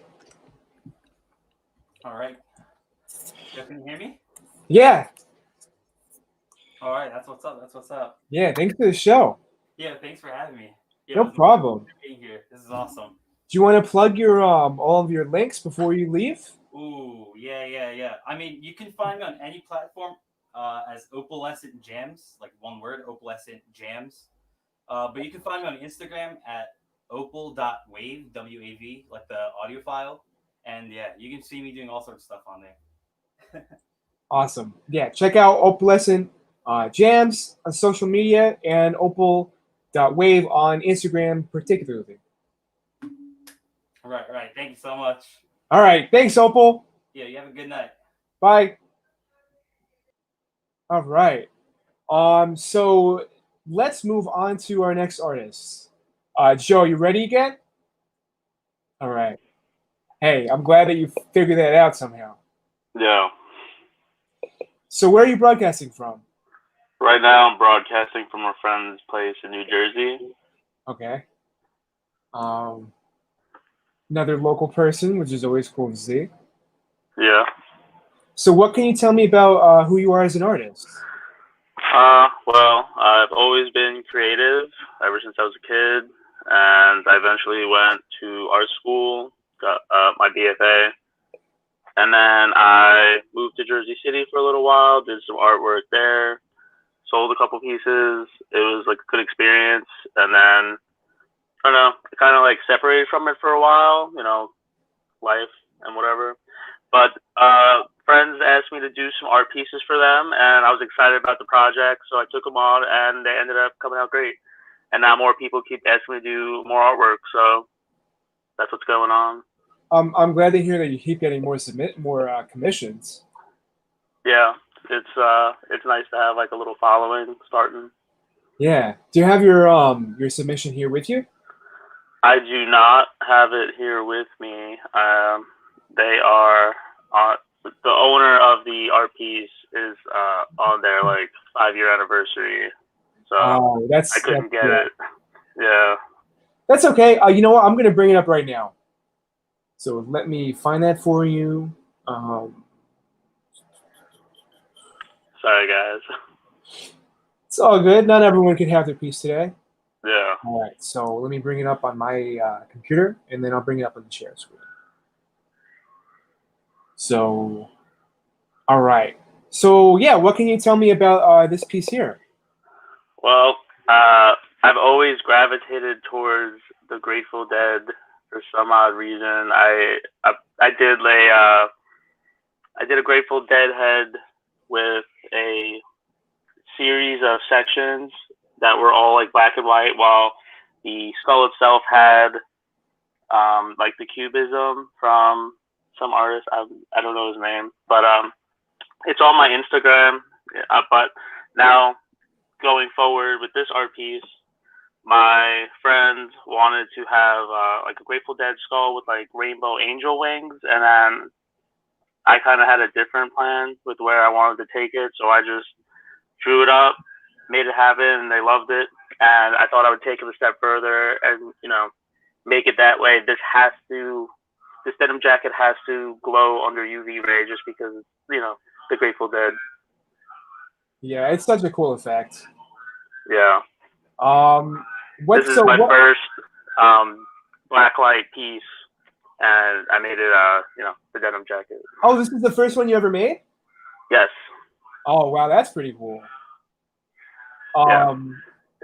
So I'm going to ask you our next question, which is, what does magic mean to you? Magic to me is just like an eternal essence that just makes and creates beautiful things, and it just makes things happen. Do you feel like you have a little bit of magic inside of you to make these things happen? Sometimes I feel like I got a lot of self-doubt, and sometimes I feel like I got the magic touch, so definitely. Before you go, can you share what else you're working on? So right now, I just received a new order for a custom denim jacket, and I'm also working on a canvas painting of these bar taps that are going to spell out the name of the restaurant and be themed each individually. And it's going to be themed after the bar, so I'm really excited about that. So tell us about the name that we see down there and where we can find you online.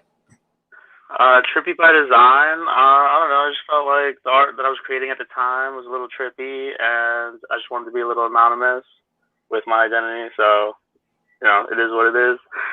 It felt appropriate. You can find me on Instagram, art_trippy by design. There's also a link tree there with a bunch of links that don't have updated artwork yet, but we'll be getting to that soon. Yeah, hopefully soon. Yeah. All right, you heard the man. Check out Trippy by Design, Twitter, Instagram, Facebook, and anything else I missed. All right. Thank you for having me. All right, thanks for coming on. Take it easy. Bye. All right, so that was Trippy by Design. We're gonna roll into our next artist. I believe it's Ego Whisper. Hey, what's up? Let's do this, bro. What's up? So where are you broadcasting from? I'm from California. You know, the great state, the golden state, the best state. No, I'm just playing. Which what area of California, if you don't mind me asking? It's in the Paris area. You know, next to Riverside, far away from LA, but it's close by. Okay, I have no idea. So for me, it's all good, bro. I don't even know what's out there. It's the same. So who are you as an artist? I'm a guy who sits down and I just paint all day. That's pretty much it. I mean, I got my painting shorts on right now. Is that covered in paint? Yeah, everything is covered in paint, bro. My body, my teeth, my soul, everything is covered in paint. Do you have your art piece with you? Yeah, right here's my sexy beast, right here. Let's see it. You want to see it? Let me get a little closer. Yeah, Let me move my Mona Lisa out the way. All right, there you go. It's right here. Oh, that's awesome. Oh, yeah. So yeah, tell me about it. Well, it took like 100 hours to make. Every day I woke up, I painted for like 12 hours a day. I went to sleep. I woke up again. I painted again 12 hours a day until I finished. Because what I wanted to do was to show off what it's passion, you know, what passion really means.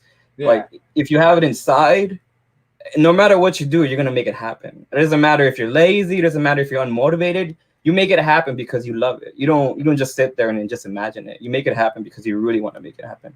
You have a burning passion inside that you want to complete and go out into the world. And that's what I wanted to do. That's what I love to represent in my other artwork, like this one right here. It's called the Chronic Nights. I do a little series. I got a little series going on where it's like dark art, because I love just doing trippy art that shows off what this can do, what we can do, what human beings are capable of. That's why I love doing all kinds of artwork, like the Mona Lisa painting that I did, because I love Leonardo da Vinci. He's like my biggest inspiration.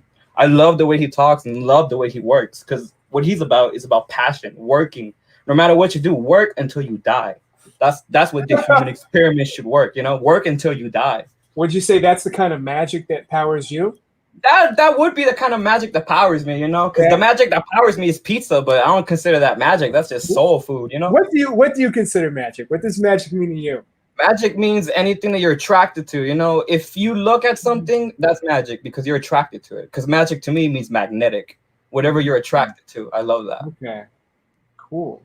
I heard you have a lot of different art styles. Like this one was your main submission, but you've been doing a lot of anime and manga characters. Oh yeah, man, I'm a weeb. Woo! I heard that you were blowing up on TikTok. Oh, dude, oh my God. TikTok, it's been nice to me, man. Because I posted a video of me just painting something simple. And next thing you know, I wake up the other day and it's like 400,000 views. I'm like, what? Why? Why That's me? amazing. I'm just a dude, you know? I just like eating pizza. Like, why me? So I just continue posting on TikTok more.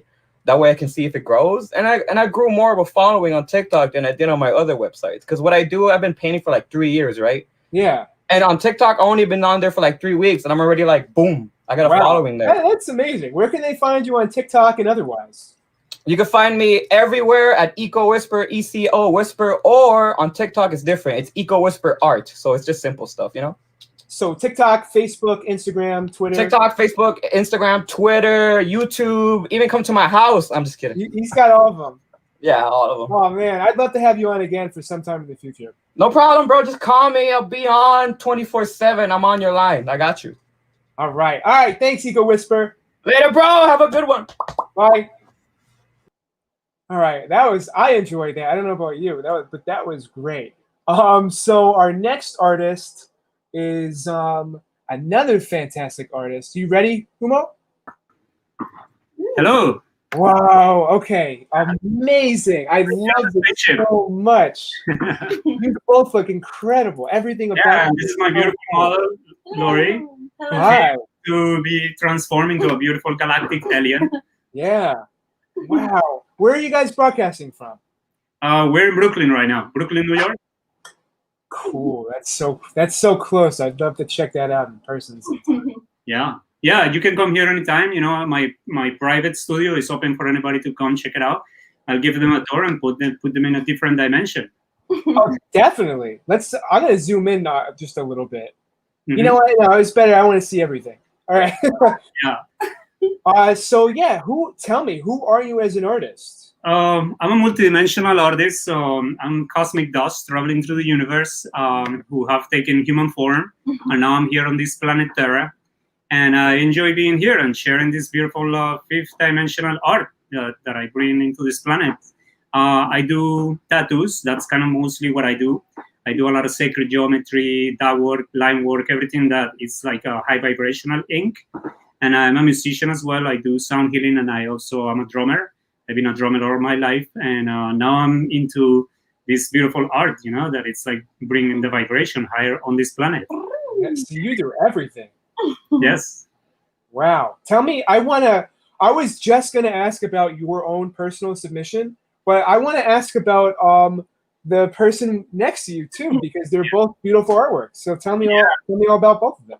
Yeah, well, this came organically. You know, I was supposed to be painting somebody else, but this is my beautiful friend that we've known each other for a long time, and then synchronistically, she happened to be available, and I told her my idea, and then she was totally into it. She's a beautiful fairy, you know. She's always dancing, and you know, at all the events, you know, and yeah. So she wanted to be body painted, and then you know, now she's actually not body painted. She just landed from another planet. This is her skin. I believe it. I just landed. My name is Lori with the story. Nice to meet you. Yeah, nice to meet you too. So tell me about your other blacklight piece, the one that you submitted for the show. Let me move my computer a little bit so you can see it. It's the one right behind me. It's a 48 by 48 inches. It's really huge. It actually looks very small on the screen. It's made in UV acrylics, and with 3D glasses, you can see it in 3D. It probably has like 4 or 5 different layers. It's called Cosmic Entity of the Fifth Dimension. And what I see is this being that is traveling through the universe, kind of like perceiving and, you know, just checking out different planets and different civilizations and things throughout the universe. So that's kind of what this being is. Wow. It's like a spaceship in itself. It's an organic spaceship. Yeah. So what are both of you guys working on lately? Us right now? Well, yeah, just in general, things that you're looking forward to artistically. Well, I mean, I'm always in the present moment trying to create even like more beautiful art for people to perceive, and so that they can get a higher vision of like reality, and that, you know, they could get ready for like a new Earth that is coming onto this planet, which is going to be colorful. And what about you? Yeah, well, I'm all about a psychedelic visionary experience, connecting with the galactics and intergalactics, telepathically,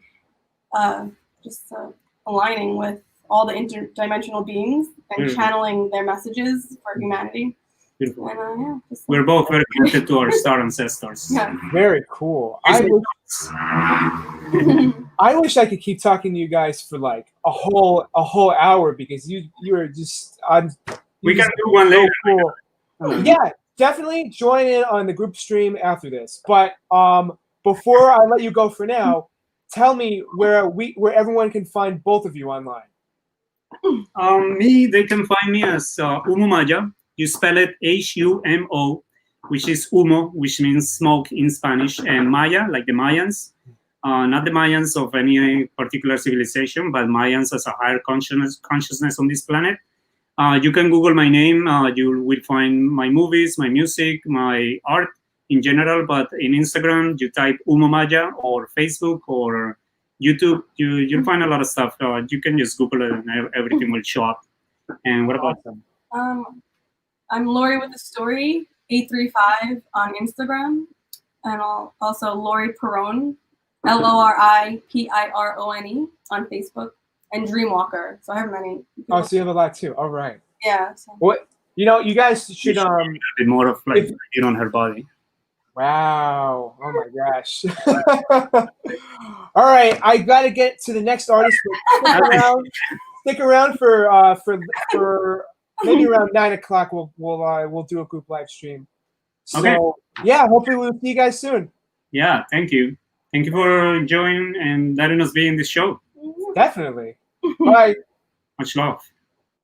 All right, so let's move on to our next artist. We have Christian. Hey. Hey, how's it going, man? So where are you broadcasting from? I'm here in LA, Los Angeles. My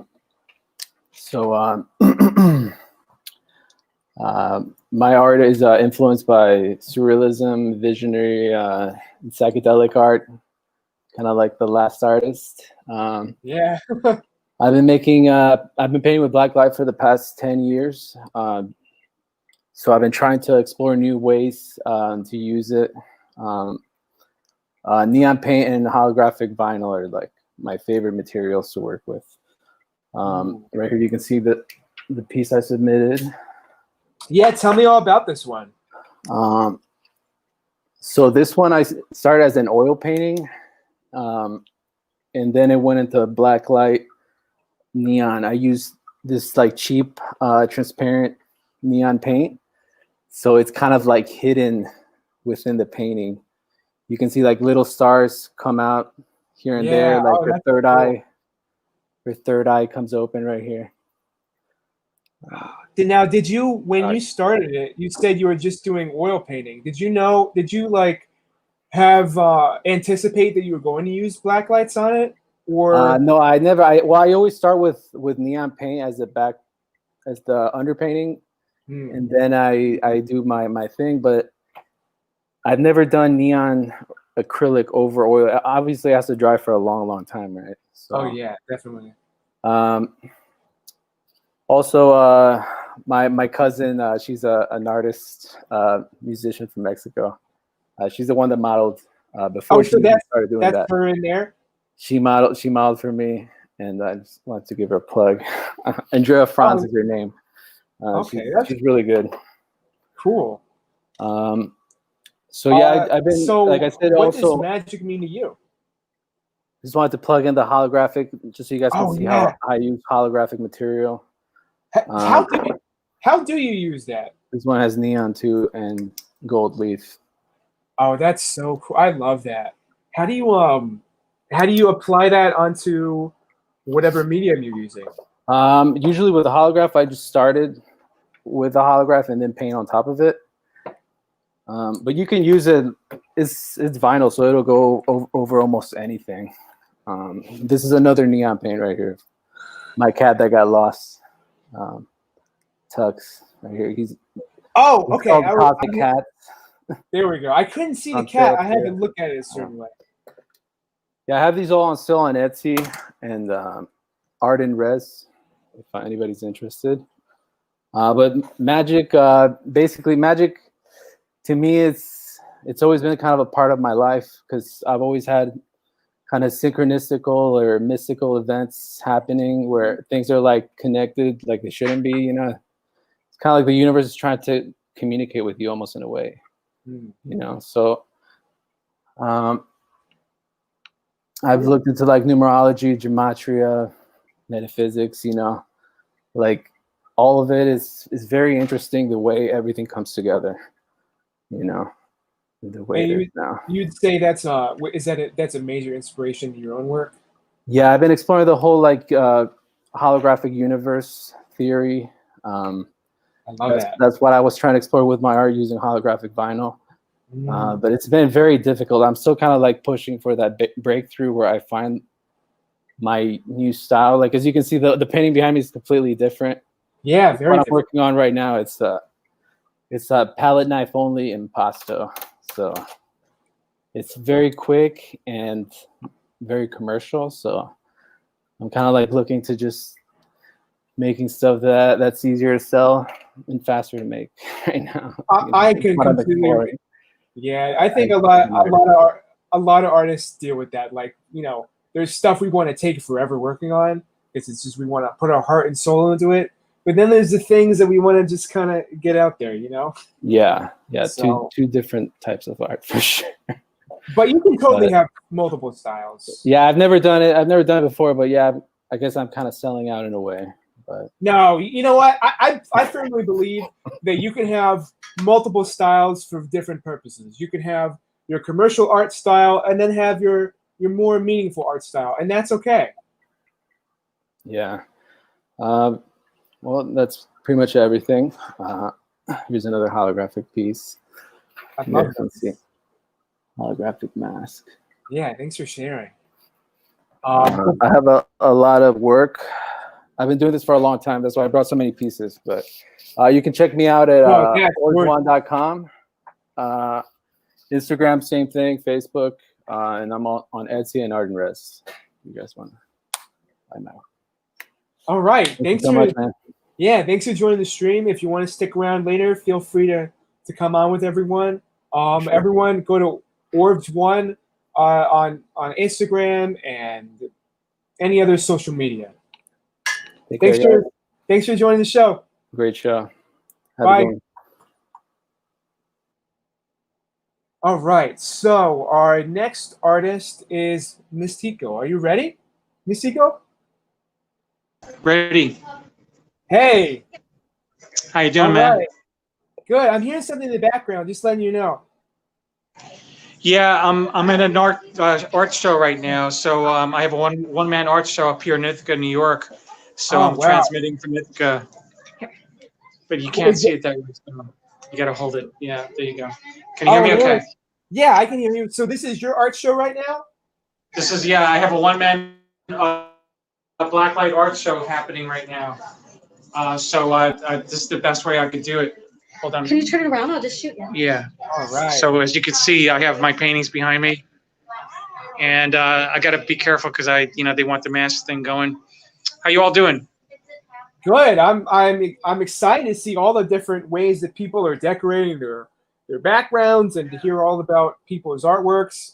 It's really cool that you're kind of doing two shows at the same time right now. That's right, man. I'm grateful. I'm really grateful. So we have a nice crowd building up here. Why don't you take him around with me? And I'm going to try to talk to you with the mask on because I got to keep the mask on. Hopefully you can hear me okay. Sure. Do you want to keep this on? Yeah. All right. Okay. Do you want me to shoot you? Is there a way for me to shoot you? I could hold it like that. Can you hear me okay? Yeah, I can hear you fine. Great. All right. So yeah, tell me who you are as an artist and what you're doing right now. Well, I am Mystico Campo, and I've been doing blacklight art for the past 8 years now. I started off painting back in England at festivals, and people started getting into. I was the only blacklight artist really painting at festivals, and so people started asking me, "Can you paint me? Can you body paint me?" So I started getting into UV body paint. And so Umo, who was just on my cosmic brother, he and I have this thing called the Cosmic 3D UV Portal. And we've been body painting and live canvas painting at all these Burning Man clubs and events in Brooklyn, at Burning Man itself. I've been painting in Peru and England. So I'm grateful to be part of this beautiful community. Yeah, I'm grateful for you because I believe I contacted you first and you introduced me to a handful of other artists. Yeah, I did. So yeah, you're so as you can see, my teeth are very bright in the black light. Oh yeah. So magic. What does magic mean? Yeah, right? Tell me about what magic means to you. To me, magic is sacred surrender to the source of infinite creativity and infinite love.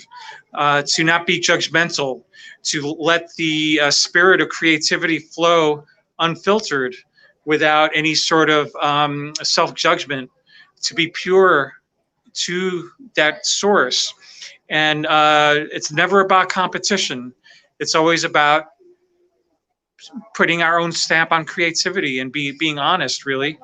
If we are able to do that as artists, then we create magic. That's where the magic really comes from. It transcends any sort of competitive nature. It allows us to truly express ourselves as human beings and as infinite spirits. Wow, that's a great answer. I love that. Let's see. Yeah, let's see if you could move around a little bit so you can see what's going on. Can you tell me about one piece in particular? Anything that you like the most? Well, let me show you something here. Let's go to the to this piece over here.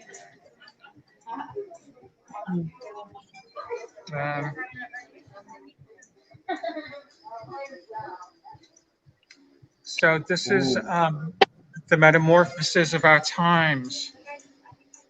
And if you look closer, there's people with masks on, and they're entranced by their phones, but they're passing all of this beauty, and they're not absorbing the beauty of nature.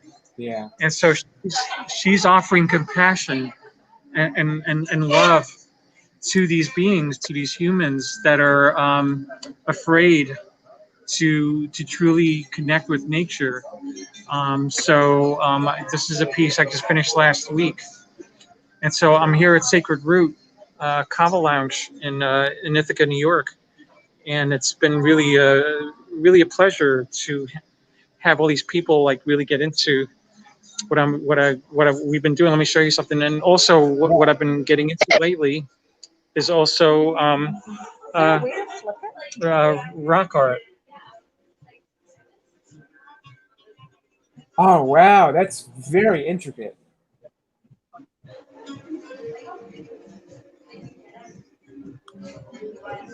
Incredible. That's awesome.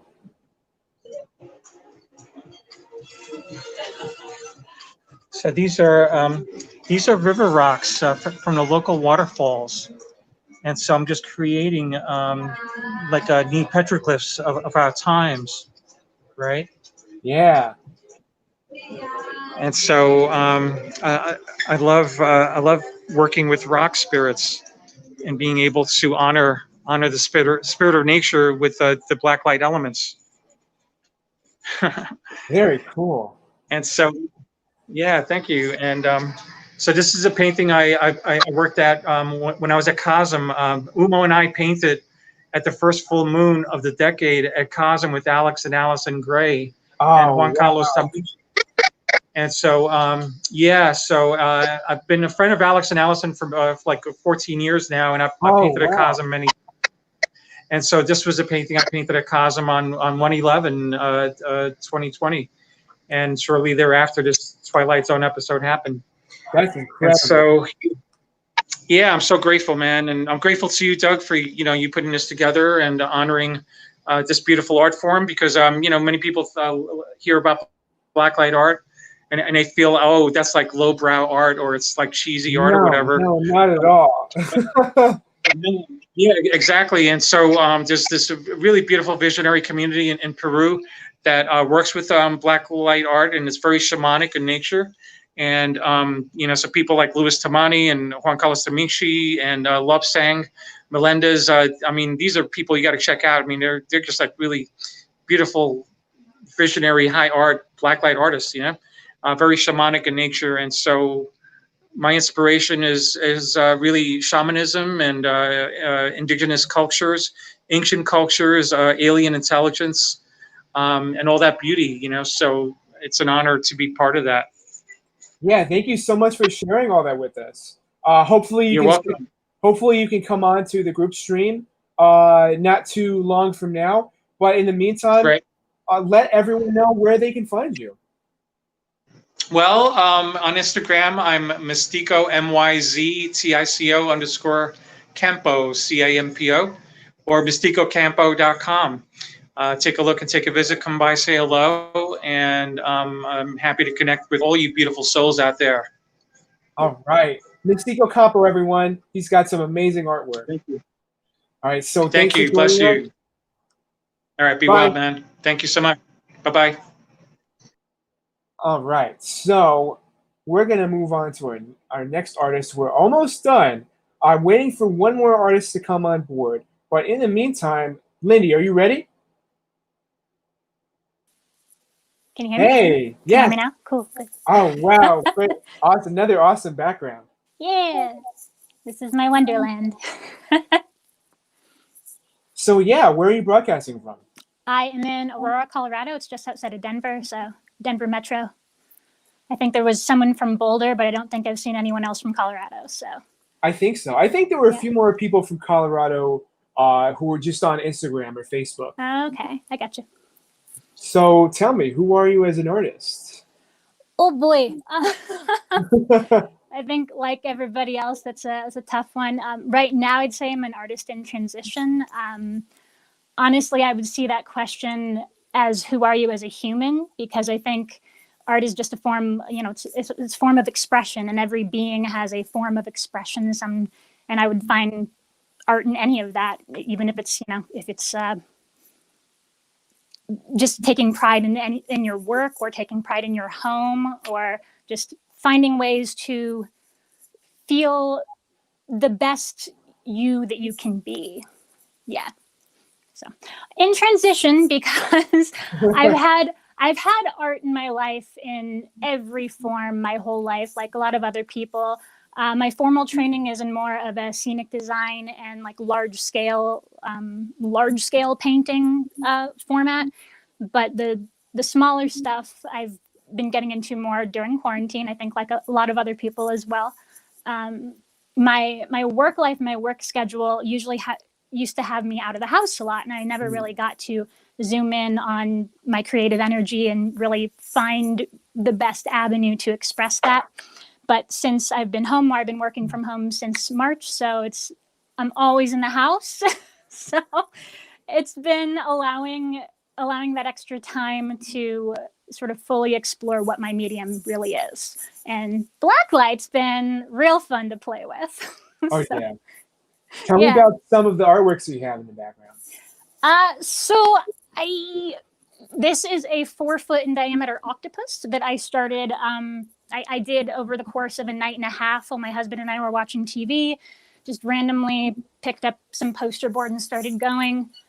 And then there's the Amanita over here with a little, that is sort of like a gender bend caterpillar on a mushroom down there underneath. Okay, cool. Taking shelter from the rain. Yeah, and then there's another, oops, they bumped Cammy. There we go. There's another octopus over here. So I play around with mediums, obviously, mixed mediums, installations, canvases. Tile is what I've been doing lately, a lot of ceramic tile. Ooh, tile. And I do some construction pieces. So with my canvases, I started doing these Oh, wow. ultraviolet I frames. love Of seeing course, stuff it's like gonna that. act up right now. There we go. Turn on, girl. That's awesome. So, yeah. That's really cool. There's a little bit of mixed light in here. It's UV and regular, so I don't know what's showing. Yeah, I was hoping that my stuff would show, but it's a little too dark in here. But your stuff looks great. Yeah, I basically backlit with the UV, and I have a front light on me. So Nice. Awesome. Background is in film and video, so there's a little bit of lighting in there. Gotcha. So you're prepared. I'm prepared. So let's see. Yeah, what else are you working on? What else am I working on? What other magical things are you doing lately? Magical. So the big project in my world is that my husband and I have been co-writing a book on human consciousness. It's called Consciousness in a Nutshell. You mentioned. So that has been a 3, almost 4-year project of love. We're kind of in the home stretch right now. Final editing, final pass through the chapters, and just making sure it's really tight. It's basically a commentary on what it is to be human from all possible lenses. There's a deep dive into theology, into all of the world's major religions. There's a huge neuroscience aspect to it. My husband reads like every journal, every scientist who's ever written anything about the brain has been consumed by his brain. So yeah, it's a very, very detailed story about being human. That sounds really interesting. Yeah. Can you tell us where we can find that and where we can find all of your stuff online too? Sure. So my pieces can be found. I just started. It's new. It's like a month old, so bear with me. So Ultraviolet on Instagram and on Etsy. And then the book can be found at consciousnessinanutshell.com. We're looking to publish spring 2021. Awesome. I love those signs that you made. Thanks for doing that. I try. All right. I think we've got what if, yeah. Oh my God. I'm sorry. I just saw the next artist. It's okay. They look incredible. So we got one last artist on display, and then we're going to move on to music. But thanks for coming on the stream, Lindy. Thank you so much. It's been fun. Bye. Bye-bye. All right. So, where'd they go? Where did Severity go? Hold on. I just saw an incredible. Our last artist is just incredible. Let me make sure. Let me make sure that they know that we're ready for them. And let me make sure that our next musician.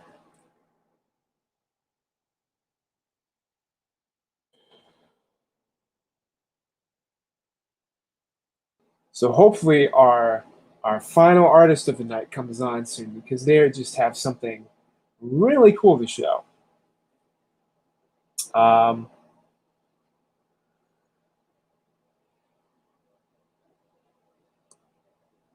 Let's see. You know what? I'm not good at talking with dead air. That's always something I struggle a little with. But maybe while we're waiting for Severity Stone, the next artist to come on, I should talk a little bit about my piece in the background and my plans for the future. So all of my art that I've been working on for the last few years is from an art series called Glitchcraft. And it's a series about it's just kind of like a science fiction fantasy series about simulation theory, spiritual awakening, science fiction dystopias, and I'm gonna cut my own explanation short because speaking of sci-fi dystopias, hello, Hello. wow, that's just amazing. Sorry, I was trying to open it up and like my internet was telling me that my mic wasn't working, so I had to use like a different. No, it's okay. We are the moment we've all been waiting for. You're the final artist of the night, and I feel like it fits so well. Well, thank you, thank you. So, where are you broadcasting from? So I am right now in Hartford, Connecticut. So my friend Shannon had an art show that we have been planning here. She's displaying all of her art, and me and my boyfriend Coleslaw, we were invited to perform. It wasn't like a live show; it was like a broadcasted thing that's going to be on the internet later. To perform in things that were inspired by her art pieces. So hence this giant thing on my head. But yeah, we've been hanging out here since like 10 o'clock in the morning, just dragging around and carrying on. And I wasn't going to make it back to Boston in time, so I just brought all my stuff here to talk to you guys while I'm here. I'm glad that you were able to double up on your events because this is a real treat to see you like this. Of course. I feel like a super busy person. I was like, sorry, I have another Zoom call. Right, yeah. But that's a good thing. I think that means you have a lot of cool opportunities happening. So tell me, who are you as an artist? What do you do? Well, my name is Severity Stone. I'm an artist primarily working in drag, costuming, and performance art, residing and from Boston, Massachusetts. I've been performing and been a part of the local drag scene for almost 10 years now. Yeah, and I do this. Very cool. Tell me more about this particular ensemble that you're wearing right now. This is just like a caftan. There's nothing else really that interesting about my outfit that I could think of. No, I'm kidding. So I made this headpiece. So yeah, inspired loosely by one of my friend's art pieces, which is this like disheveled dollhouse. And I thought to kind of incorporate that with, you know, it being spooky season and all, I made this haunted house, which was kind of supposed to be a top hat, but it ended up being a little bit too big. So I thought I would use it. It literally just slid down over my head, and I was like, "Oh, this kind of works." And I had Good. I love how that worked out. It was a really fun, very involved little craft project. I don't know if you can see. I have like a little room upstairs. Oh, yeah, that is so detailed. You know, there's stuff going on. It's basically like a New York City apartment, but it doesn't cost like $2,000 a month. But it's cute. I've got little lights rigged up inside. It's super bright in here, and I can't really turn the lights off without turning everything off. Little lights rigged up, and yeah, it was just a fun little idea that I had, and a lot of hot glue and patience, basically. I bet, yeah. So yeah, tell me, what does magic mean to you? You're very magical yourself right now. Thank you, thank you. What does magic mean to you? I know I like typed out a thing for you. I mean, being an artist, being an artist, and being someone who my art. I mean, I've been making art my entire life, and the magic for me is the making yourself be the art piece, and that's how I kind of approach drag and performance art. It's like I get to be my own canvas and portray literally, within the means of my physical ability, anything that I want. And the magic of that is like, yeah, pretty much like if I want my head to be a haunted house, I can magically make my head into a haunted house because that's the magic of it.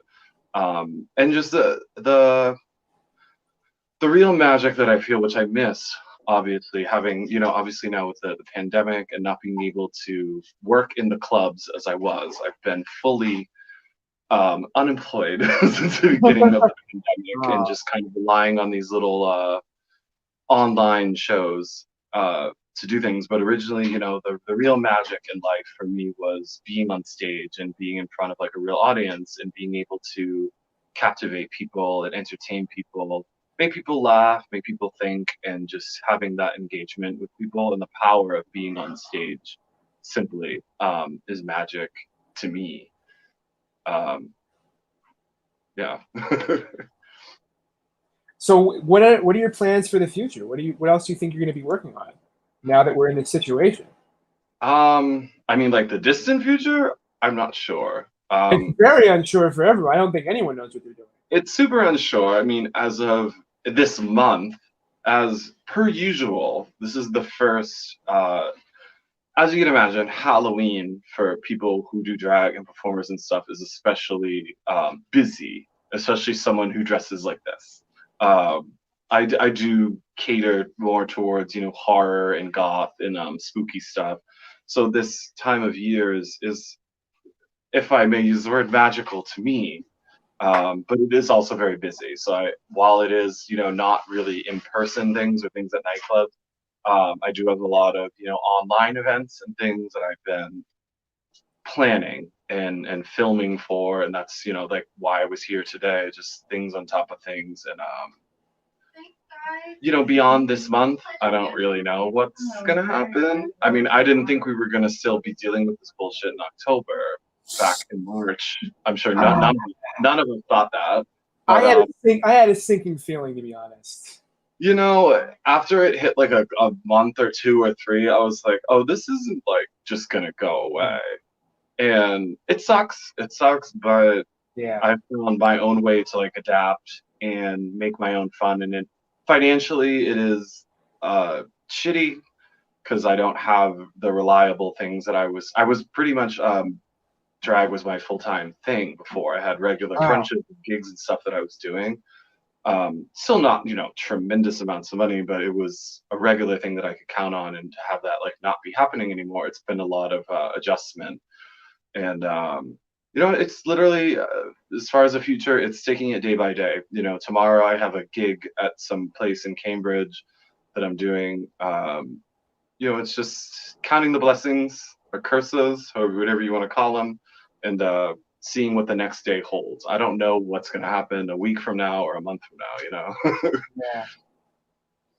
Well, where can everyone find you online? And is there any way that we can help support you during these trying times as well? You sure absolutely can. Well, my name is incorrect. I was actually doing a duet with my friend the other night. My name is Severity/Pristine. So Severity_Stone. You can find me on the Instagrams. I can edit your name right now. Yeah, Severity_Stone. There you go. Perfect. Thank you. Also, if people are feeling generous and want to throw a coin at me, $1, $10, whatever. These are, again, trying times, as we keep saying over and over. But my Venmo is also the same, at Severity Stone. Yeah, if you follow me on Insta, I've been uploading my past videos of pre-recorded stuff if you want to watch them. I also do a lot of things on Twitch with the Serve Network. So if you follow these Serve, like SERVE network on Twitch, We do a lot of shows there. We do shows every Monday. This the last Wednesday, so the 28th of this month, I have a show called Witchcraft Wednesdays. So I read scary stories, and I have guest performers and stuff. So that's going to be a lot of fun. That does sound like fun. 3 days before Halloween, and then we have another big Halloween event planned, which I'm not going to announce yet. But yeah, if you follow the Serve Network, you can keep up with most of the things that I'm doing. And yeah, follow me on Instagram at severity_stone. And yeah, if you want to support a damsel in distress, if you want to help me buy a bigger apartment for myself, throw me $5 or something to my little Venmo.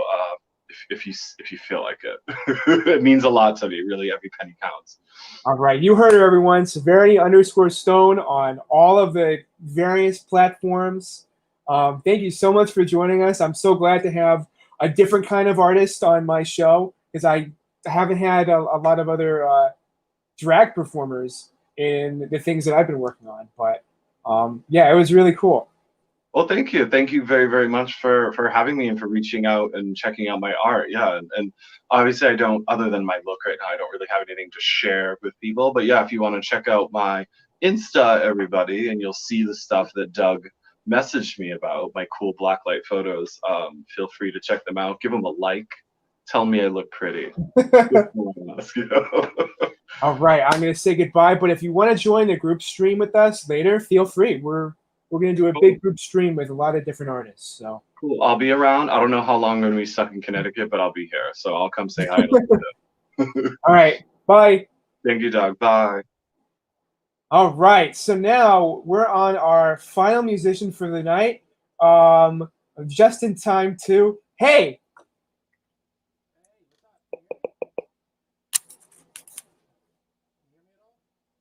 It's a little hard to hear you. Still a little difficult. So tonight, the last time we did an event stream like this, I was shocked by how little technical problems there were. This time it seems like technical difficulties are the theme of the night, but we're working through it. Okay, what do you got? How about now? There we go. You sound perfect now. Okay, cool. Oh yeah, lots of variables here, man. It's crazy. Lots of variables. Yeah, I couldn't troubleshoot this. You know how it is. But hey, let's roll. Yeah. So, why don't you give us a brief intro and tell us what magic means to you? Yeah. So right there, you'll see it. Midnight Dunes. Just type it in anywhere you listen to music. Spotify, it's there. Tidal, YouTube's, Bandcamp. Name your own price. Can't beat that. Times are tough. Papa needs a new pair of everything. I know how it is, man. Throw down zero.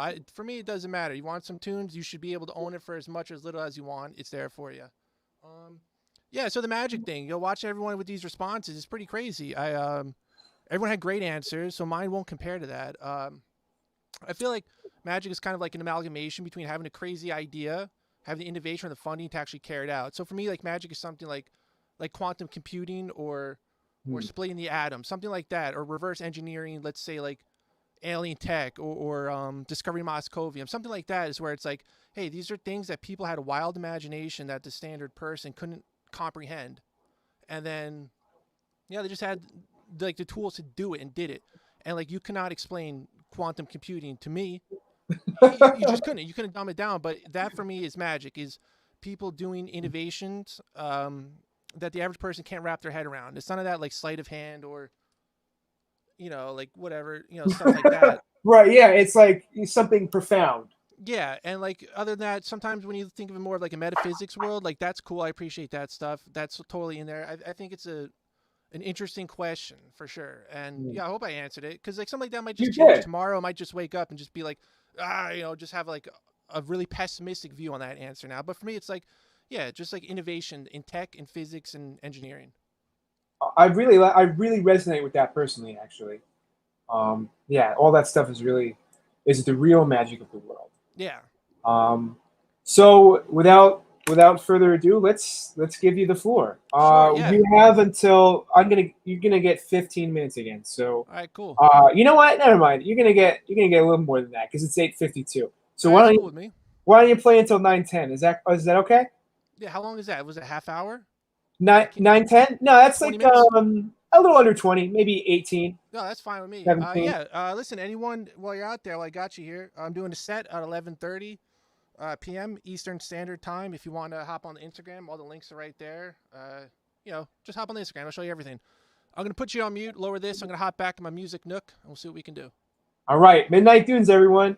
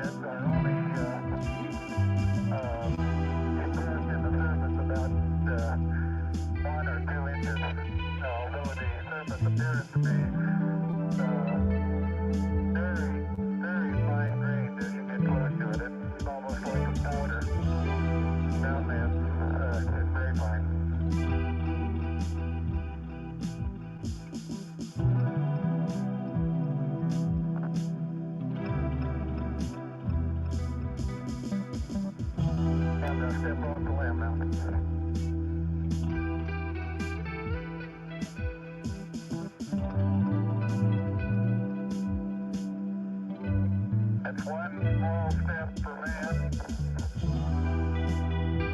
one giant leap for mankind.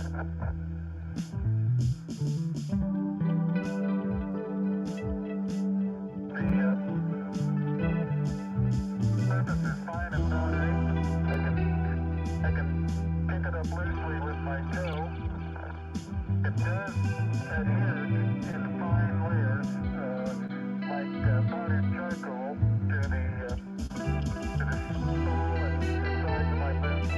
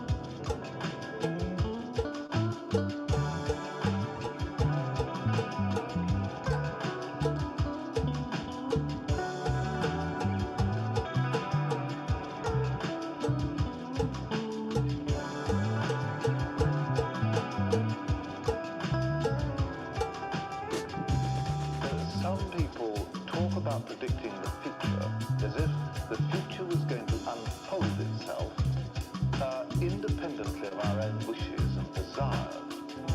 Now, I think one can take it as one of the great lessons of modern science or modern technology, that anything that is in principle possible will be done if people want to do it now. So when one asks what is going to happen in the 21st century, what one really wants to ask is, what do we want to happen in the 21st century?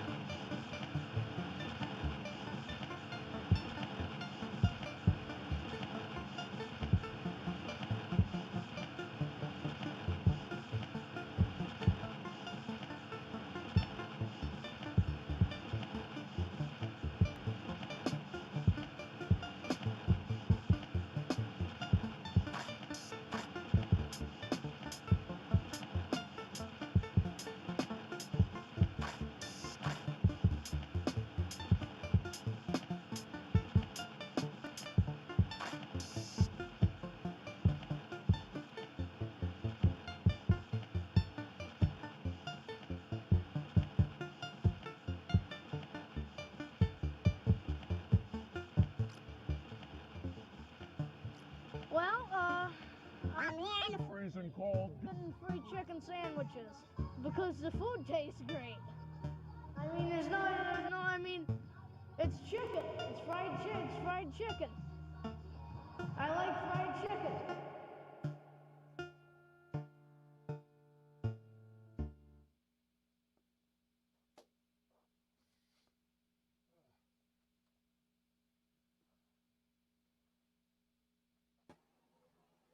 Hey, oh, that was great. You hear me? Yeah. Cool. I did it. That was great. Nice job, man. Thank you. Thank you. Let me get this chair. Hold on. Sure. Oh man, I need a beer. I bet. After all you've gone through trying to make that work. Dude, I can't believe I got a recording studio online.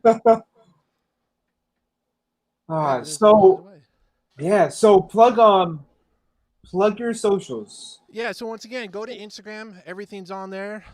That's a Bandcamp. Once again, pay your own price.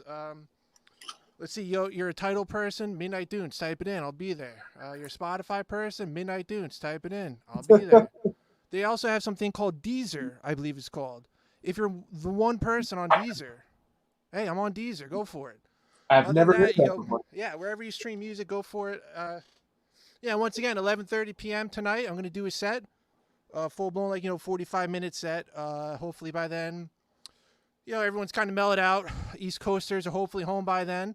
Not many places to go, really. So, yeah, 11:30. Let's see what we got.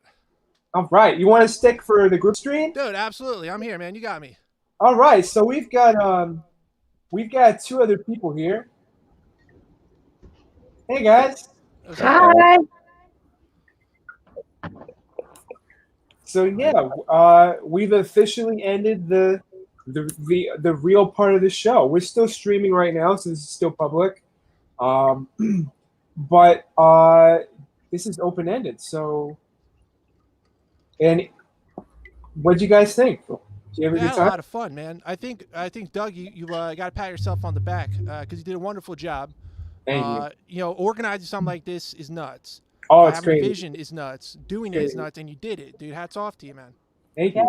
Yeah, I think you gave a lot of artists like a purpose because it's kind of tough being at home right now. I know. And not bringing stuff to people, but by staying away, we came together, and like you did that for a lot of us. So, Doug, appreciate it, man. Cheers.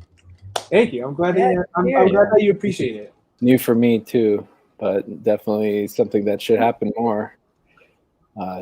Digital art shows.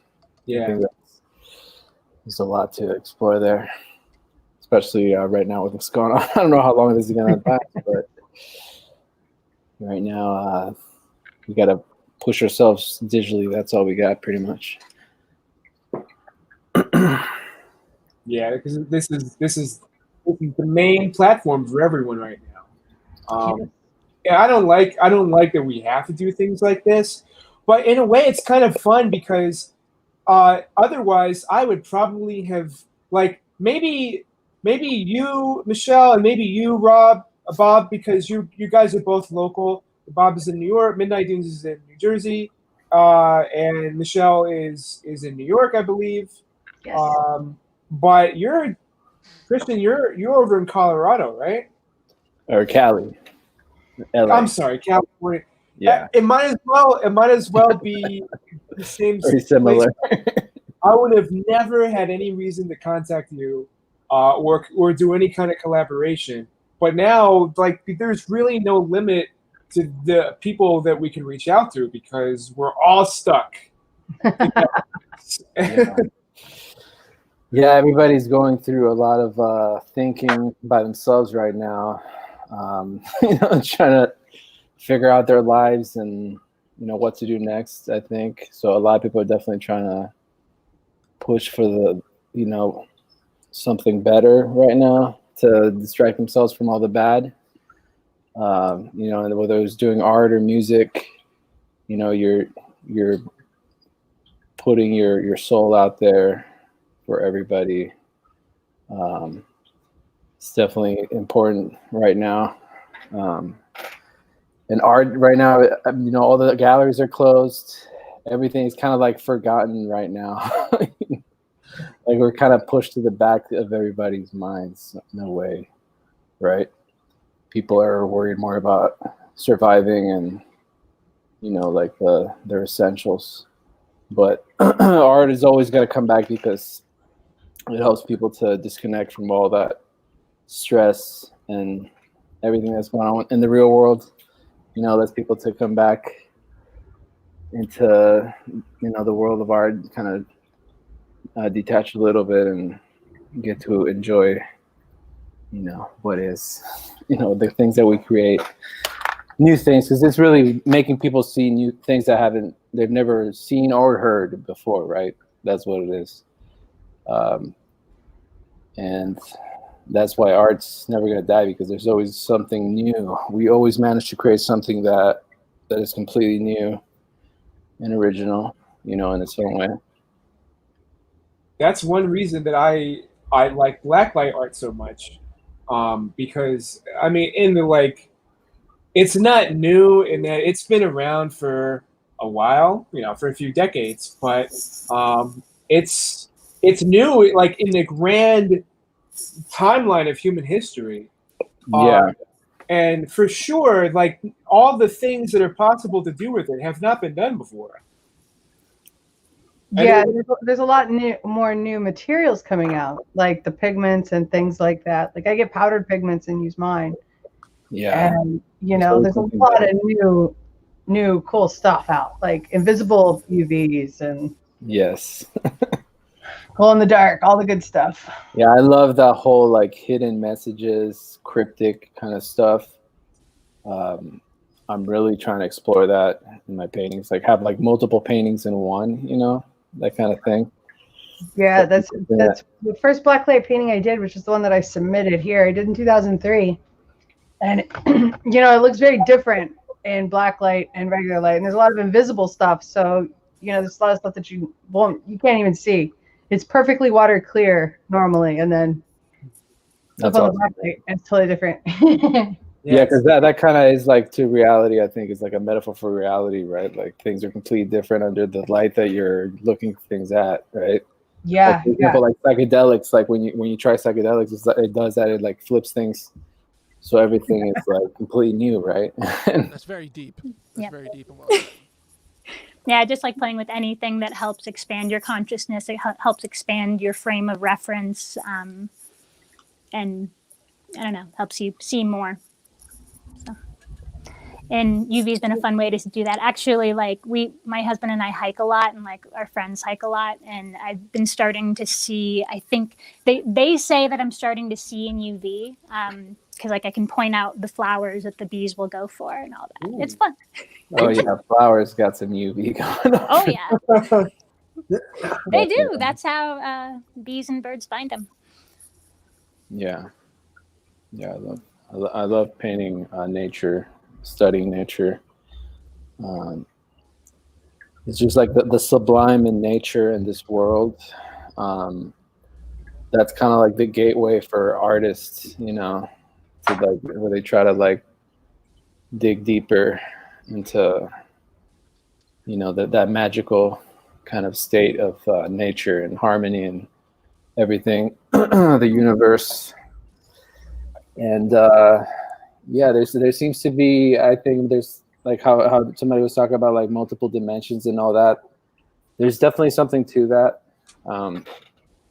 Just from my experience and my studies, all the religions, everything's kind of connected through that, right?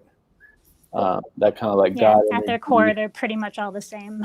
and also like that connection that we're all connected together. The kind of thing that you feel when you're on psychedelics, that deep connection. That's definitely something that people need right now. Yeah, it's all the same story. We all just have different languages to speak it, and yeah, people that can explore that without the use of drugs. It's definitely good, through meditation. There's different ways. Like you said, nature's a good one. Yeah. I mean, for me, nature is it's the perfect blend of structure and chaos. Yeah, it's always good to just go back to nature and try to learn something new from it. That's what I want to do. I want to do like just nature painting, like just going into my garden and painting random plants and stuff, and trying to like really connect with it before I start the painting. So it's not just the painting, it's just not just a landscape or a plant painting, because that's also kind of what people want, for art. Like I was looking into like what's commercial and stuff, and it's things that people want to look at, like plants, nature, scenery, something that maybe even abstract art. I have never done abstract before, but I'm definitely gonna explore it. But try to do it not just in a way that's just like superficial, right? Like try to actually learn from it and make it, part of my thing. I know you said like create like a site, like another artist name, like do all that, but like I'm trying to see if I can somehow merge it into it, so I don't have to like really do that.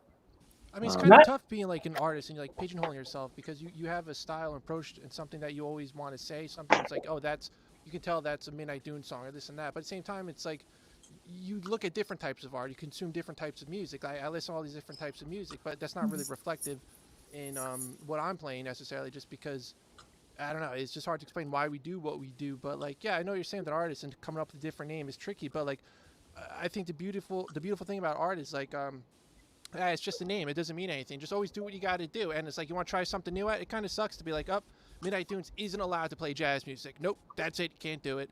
It's like at the end of the day, it's like there's only people that kind of conjure these like weird norms that we have to accept. It's like I say, nuts to that.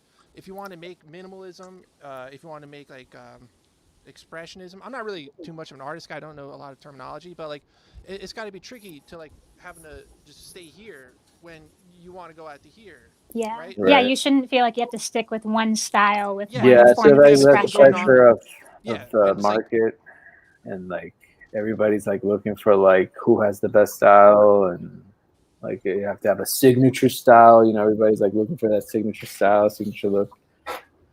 So it is kind of stressful in that way, but yeah, definitely you need to expand and just do what your heart tells you. Yeah, it's just natural. Even if like seems like it's going against the grain, doesn't make a shred of sense to anyone. It doesn't really matter what anyone does because we do what we do because we want to do it, not necessarily because we're interested in an outcome per se. I think we just do what we do because it's fun and it's natural.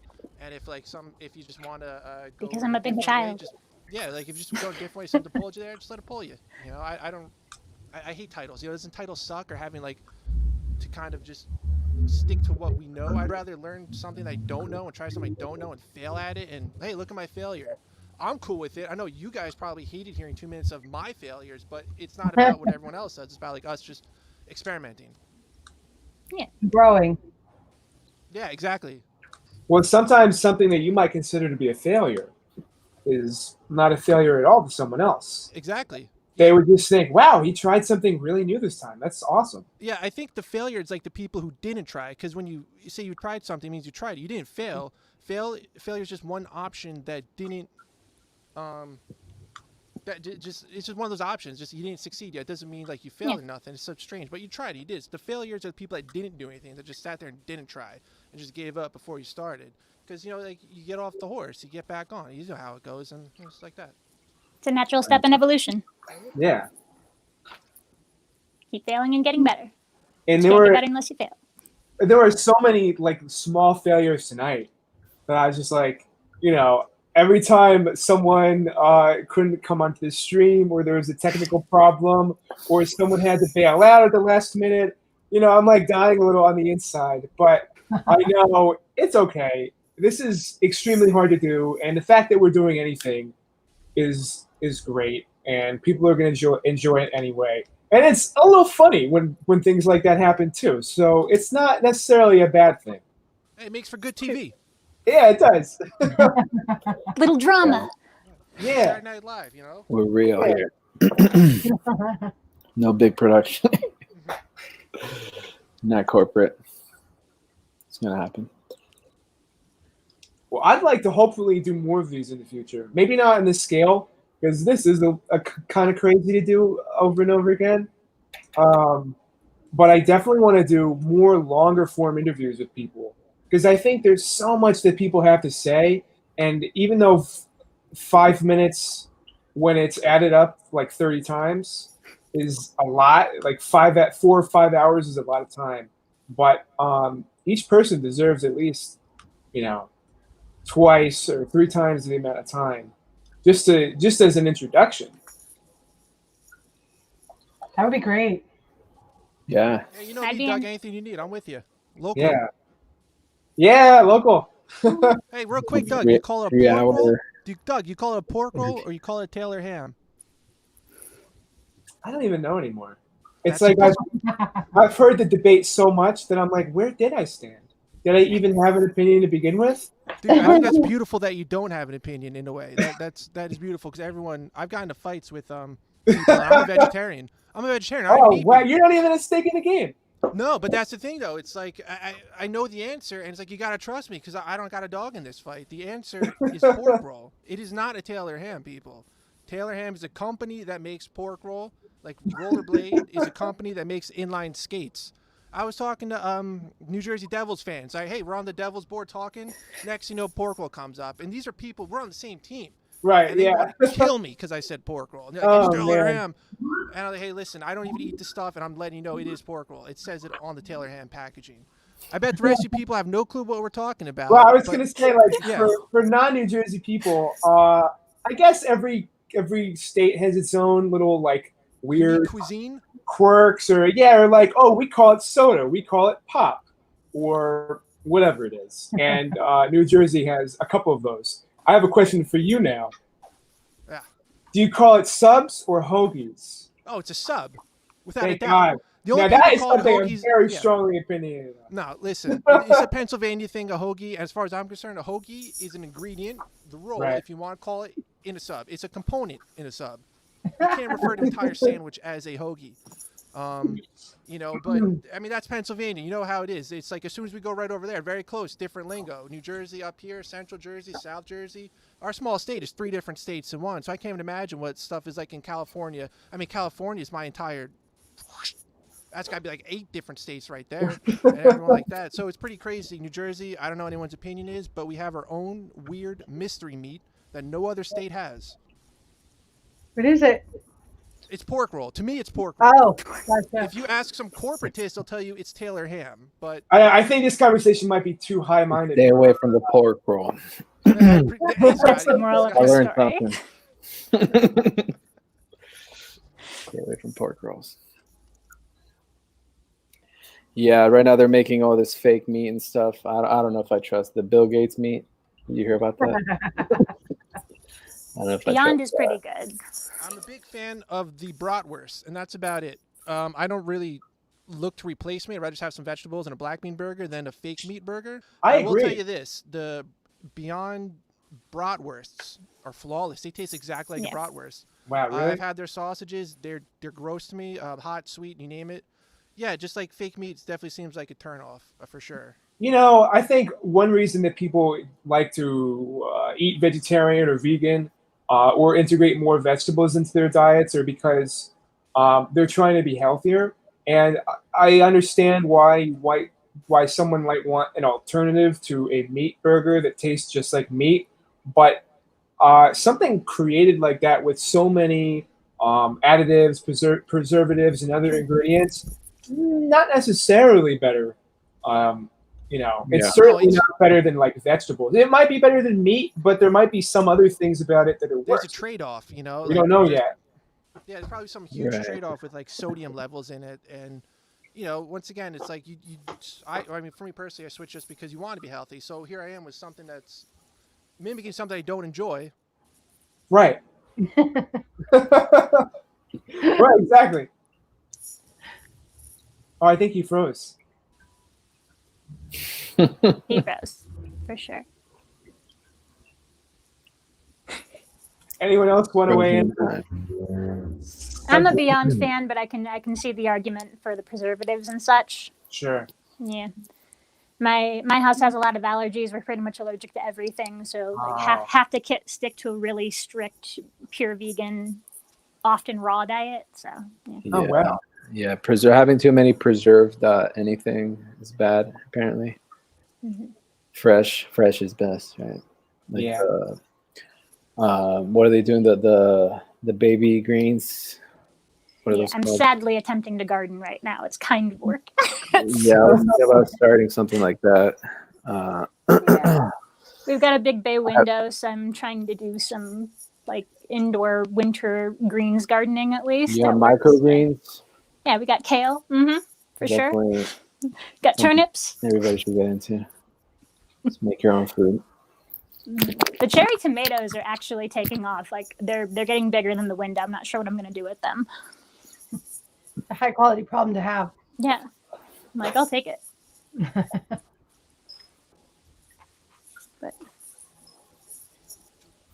yeah, we have to, because of all of the food allergies, we have to pretty much make every meal that we eat. So it That's adds good. up. But it adds up. It's a lot of work, but Yeah. You get to know how to cook so much. Yeah. So, I know my way around a tomato. That's the best, right? Definitely is. So I'm trying to think of like, this is only the second time I've done this show, so I don't really know what to do or say right now. I like that we're all here, but I'm wondering, like, is there any question that we could all answer? Any like really interesting art related topic that could get those creative juices flowing? Can anyone think of another question to ask another artist, maybe? How do you guys come up with ideas? Let's see.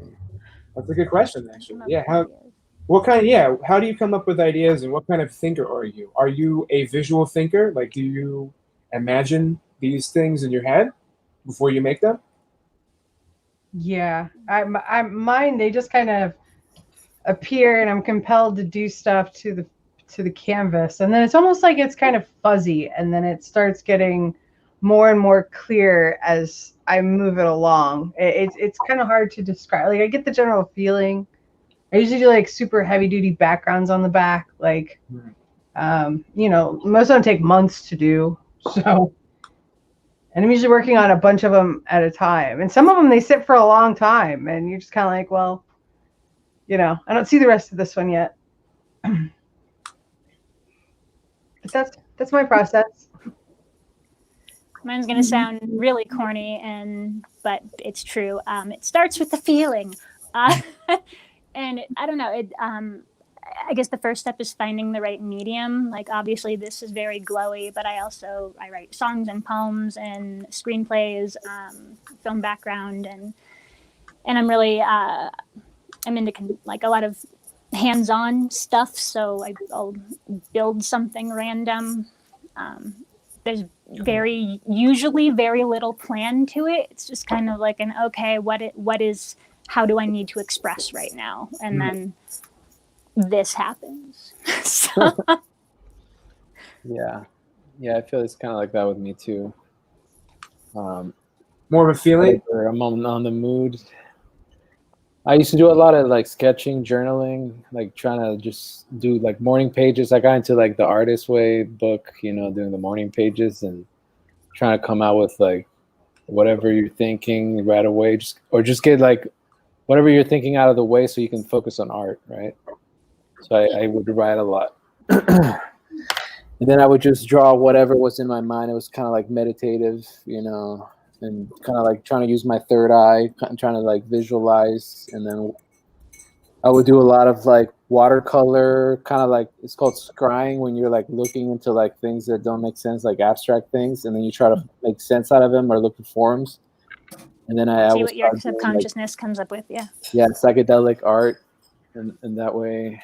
And from there, I started like experimenting with like pouring paint, and like the different styles, like so many different styles of painting that I'm trying to like combine and merge into my own style.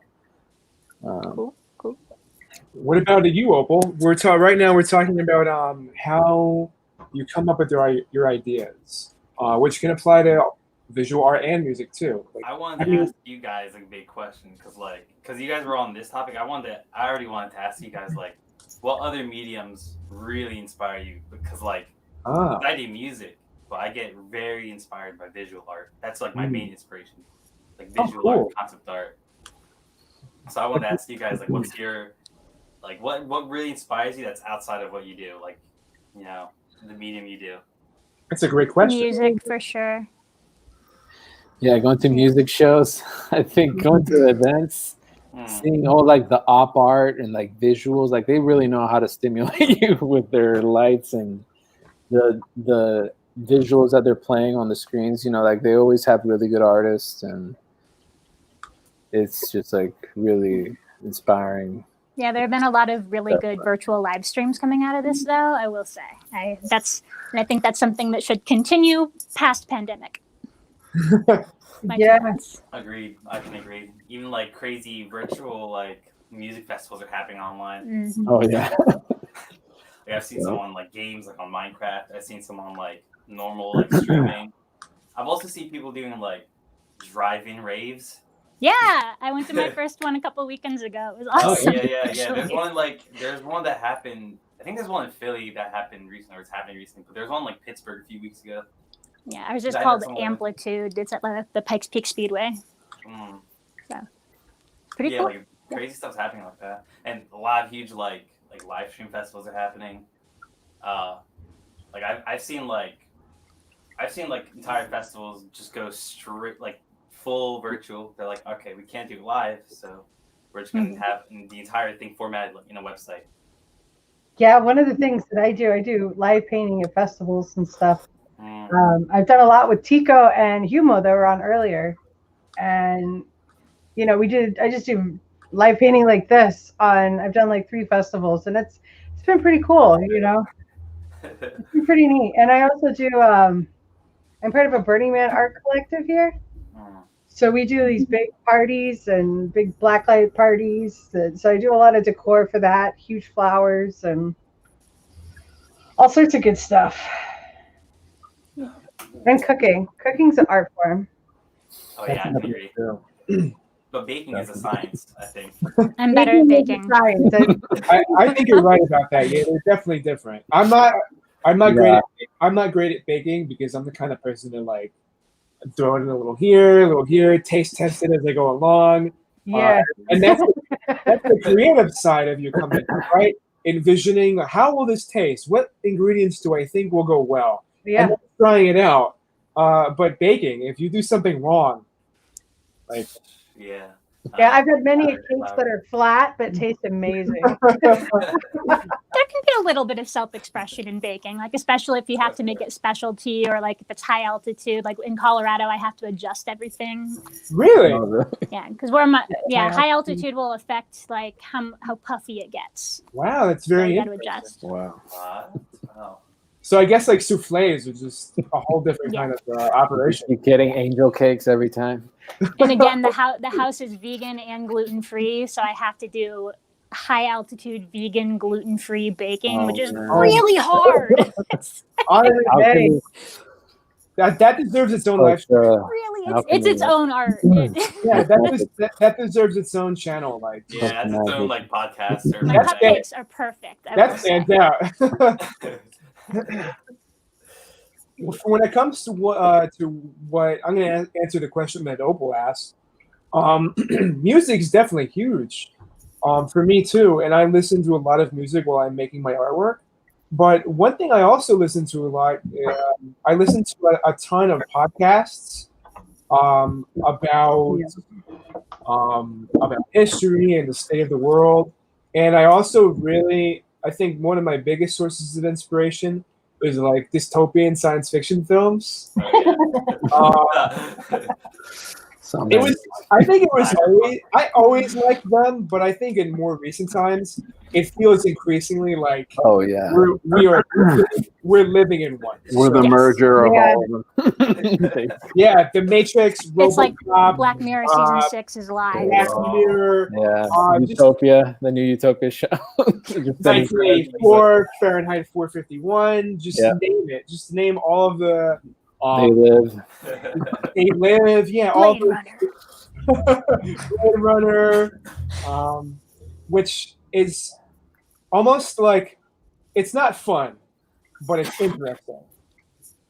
It's definitely interesting. I think it's producing a lot of interesting content.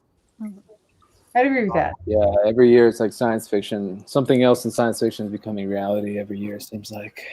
Definitely. So I draw a lot of inspiration from that. And I'm working on a comic series. I really want to start, working on it now that the show is over.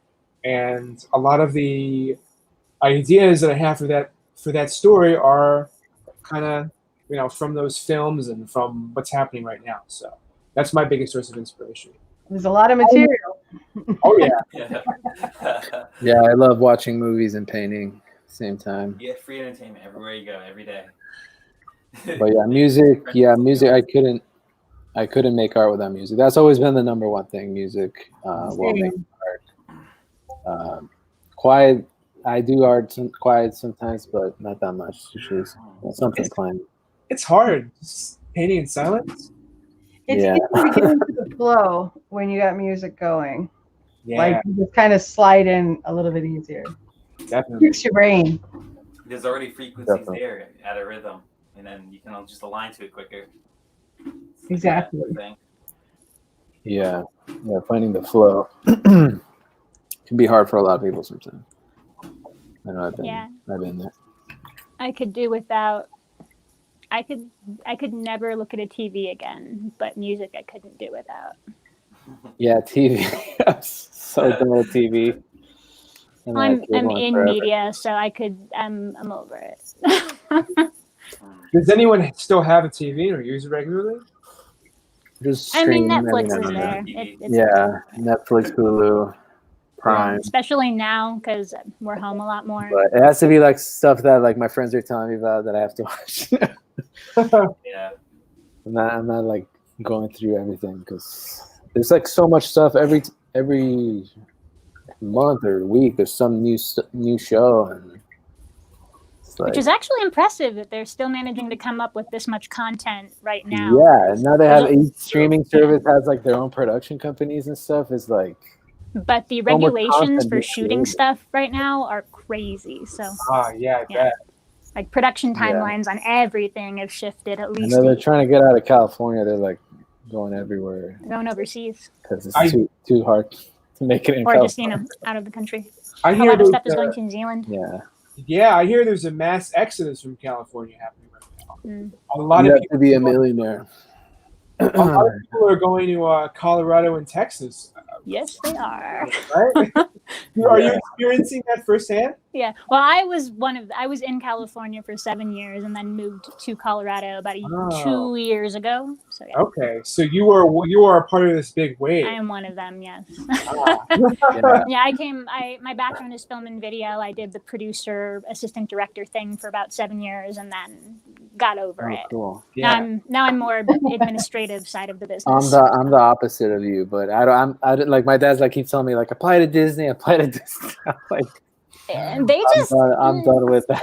not right now. They just laid off 18,000 people. They're like so. abusing people and stuff over there, and it's not the greatest place, I hear. I have also heard that. Some dark stories. Theme park life is hard. It's like it's like permanent high school. It's very cliquey on the inside. Really? Yeah. Oh, that makes sense. That makes a lot of sense, actually. Why? Because there are different kinds of roles for people. Like some people Kind of, yeah. Like Just you've kind of got the depending on your business people- unit. Yeah, there's the people cosplaying as like characters, or like there's, you know what I mean? There's like Yeah, there's a certain amount of prestige to Right. like a street character versus a costumed character when you're Yeah. suffocating, versus a ride operator versus whatever. So Oh, yeah, I can it's imagine. dumb. It's dumb. It's But I can Are see you why a princess? no. Oh, they have like character, they have actually. hierarchy. Yeah, a lot of hierarchy. better. Then they have like the secret club, 33 Club or whatever, like the Freemasons. Why do I remember that from Go- like go- a brief memory of YouTube? They go talk about their conspiracies. Something, I don't know. What do they do there?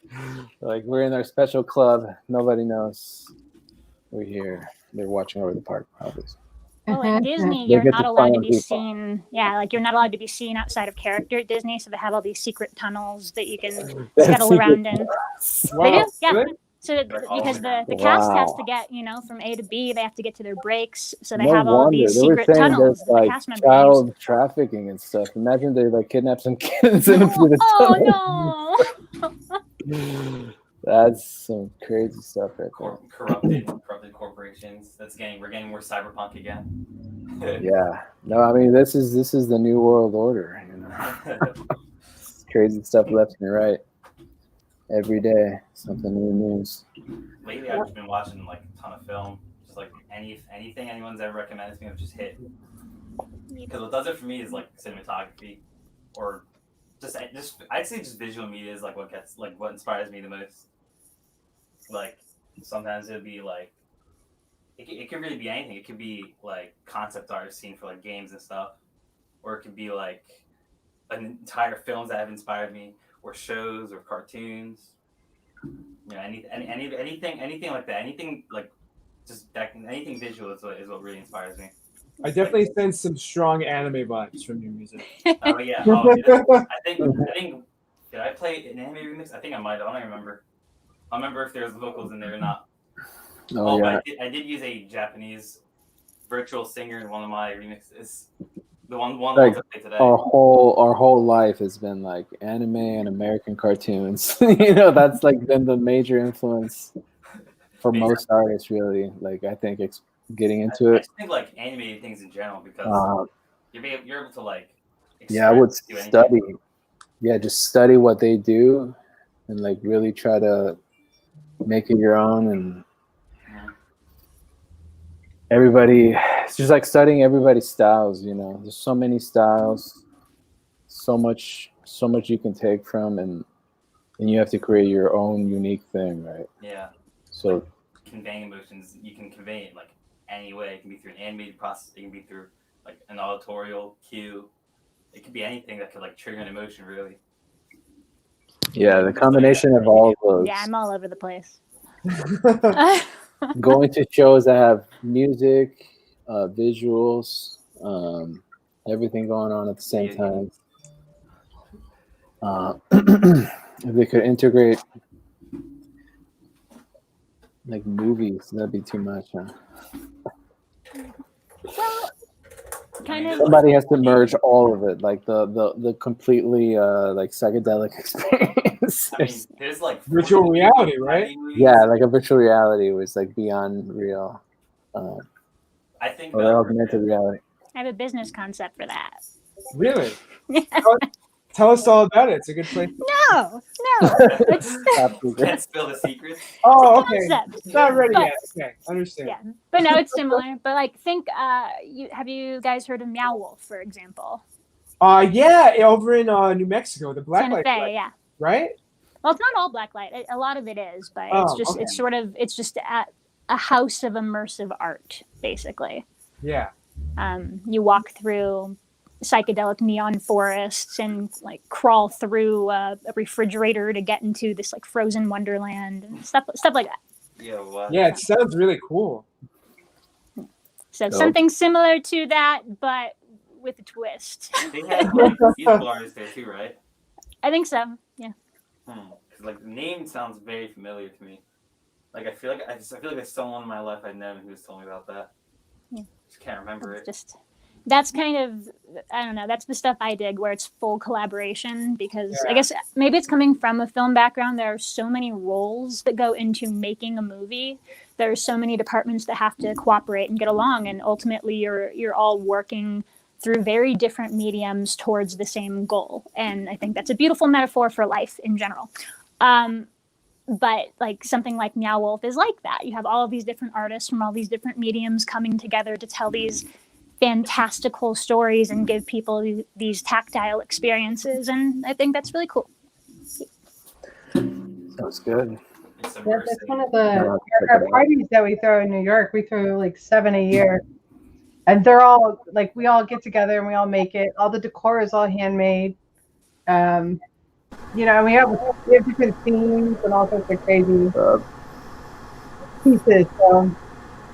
1 year we did blockchain, so we had like blockchain and digital type themes everywhere. And there's like 30 or 40 people that get together and do these little craft things and comes out with a really crazy art party.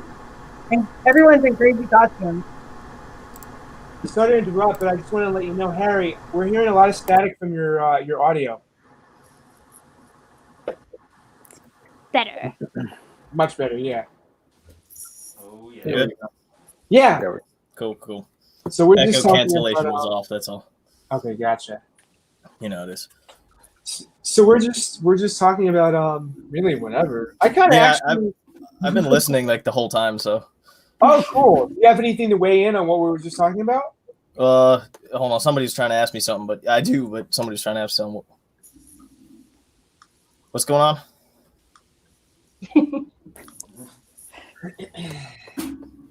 Double dipping. Yeah. I'm gonna let the stream go for another 12 minutes. I think ending at 5 hours on the dot sounds like a good idea. But we have around another 12 minutes. So I just wanted to give you guys a heads up. It sounds great. That's cool. Yeah. So it's interesting because I my inspiration comes from like visual arts, specifically video games, but like so it's interesting that like the visual artists, their inspirations come from music, and the musicians, Right, their yeah. inspirations come from like visual art. Yeah. It's pretty interesting. Yeah, I can agree with the video game thing. I mean, I use a Game Boy for like 2 minutes. Yeah.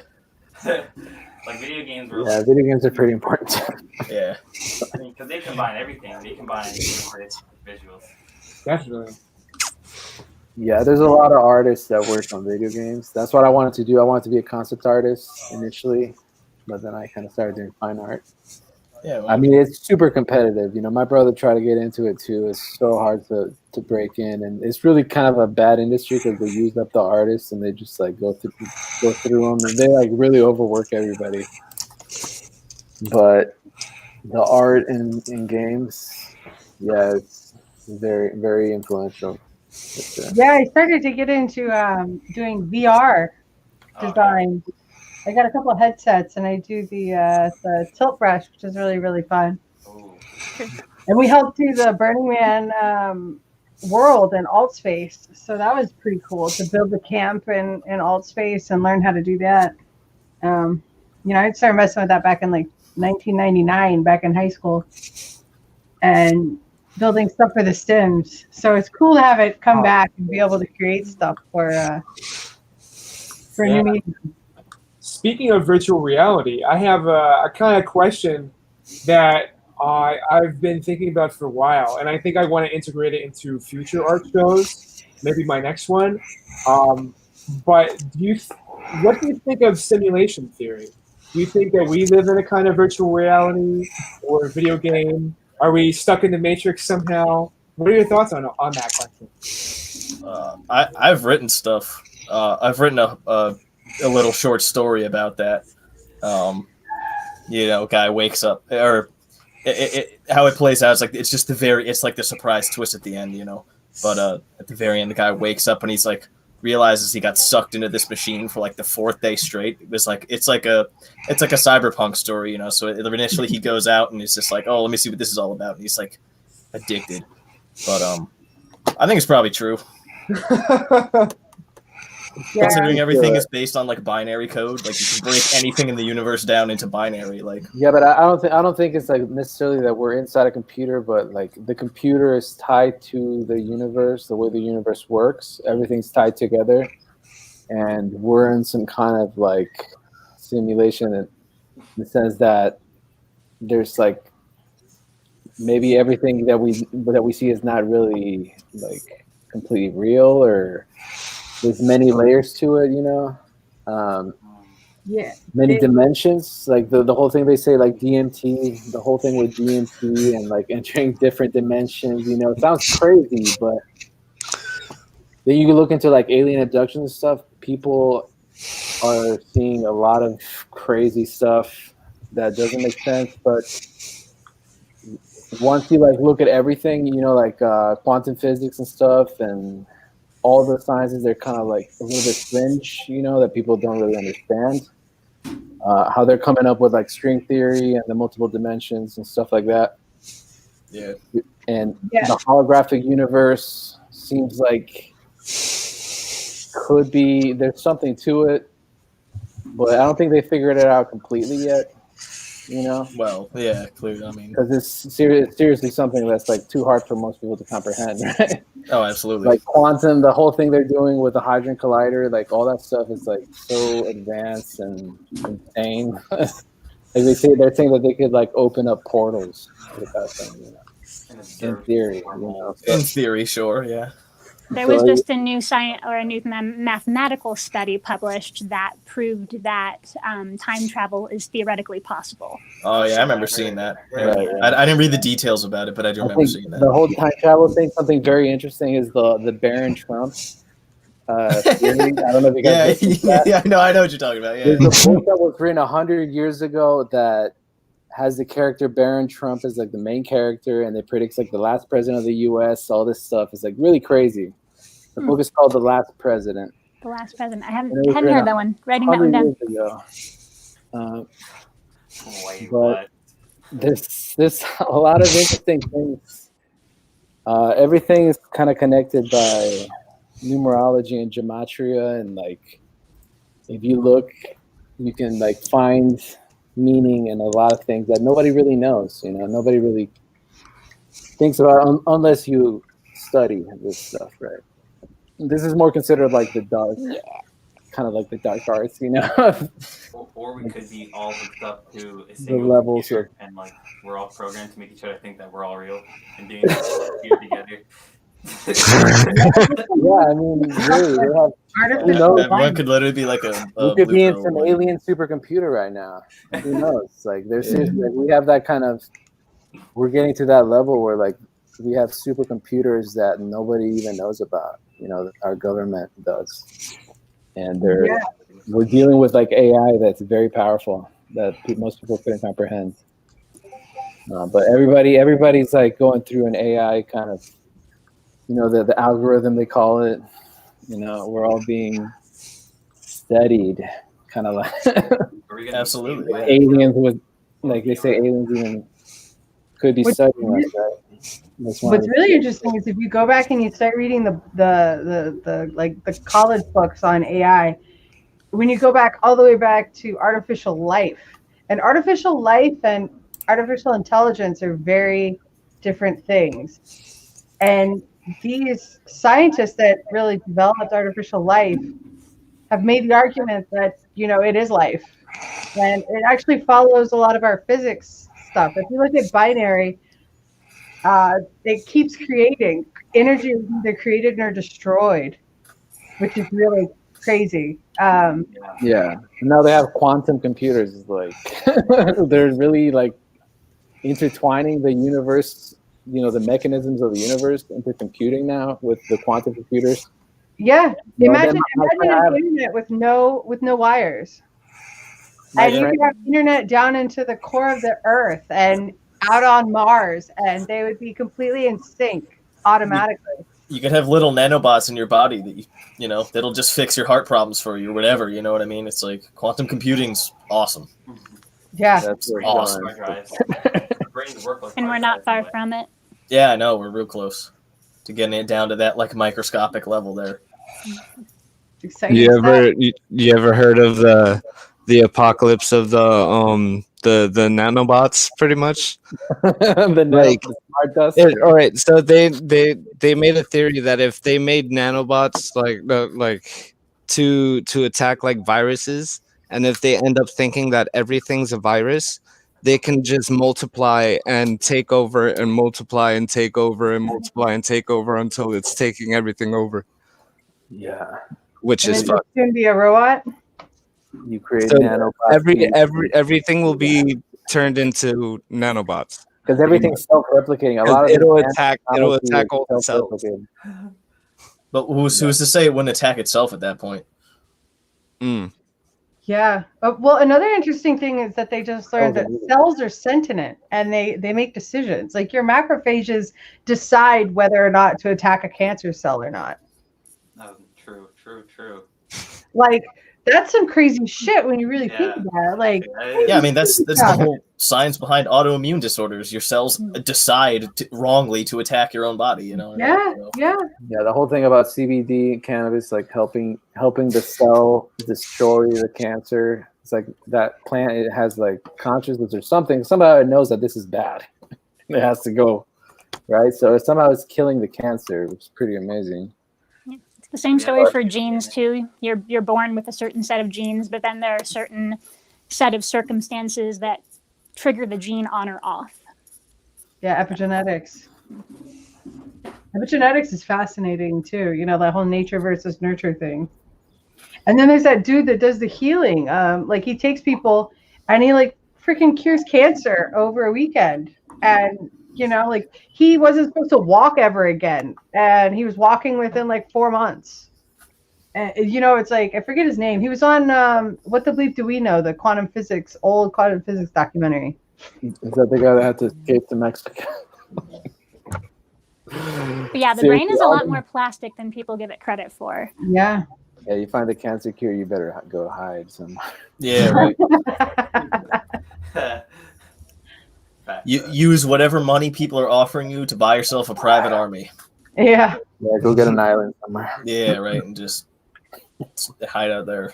Well, see, I mean, if the macrophages are cognizant, why not thinking certain thoughts can get through to those macrophages and have them do what they're supposed to do or what you want them to do? I mean, why not? Yeah, that whole study about like how how thought affects water, you know. Yes, like, Emoto, Mr. Emoto. it's very interesting. If It is that's some freaky legit, stuff. there's definitely something to it. Yeah, totally. Agree. All right, guys, this is a really interesting conversation, but we've got around 1 minute left till I want to close the stream. So, any like last words? 5-second words, 5-second phrases, sentences. Thank you again, Doug. Thank you, Doug. Yeah, thanks Thank for you. being a part of Thank this. you. Guys. Again. This Be is, kind. yeah, that's a good one. Keep creating. Yes. Be curious. All right, I'm gonna remove Expanding your everyone. mind. I'm gonna remove everyone one by one. Is that okay? Yes. Sure. Hi, everybody. Bye. Bye. Bye, guys. Bye. Y'all. All right, so that was the Black Magic Art Share. Thanks for joining me on the show, everyone. Thanks for watching. I don't know when I'm going to do another one because these take a lot of time and a lot of work. But I love doing things like this, and I definitely want to do more. So tune in again next time. Bye.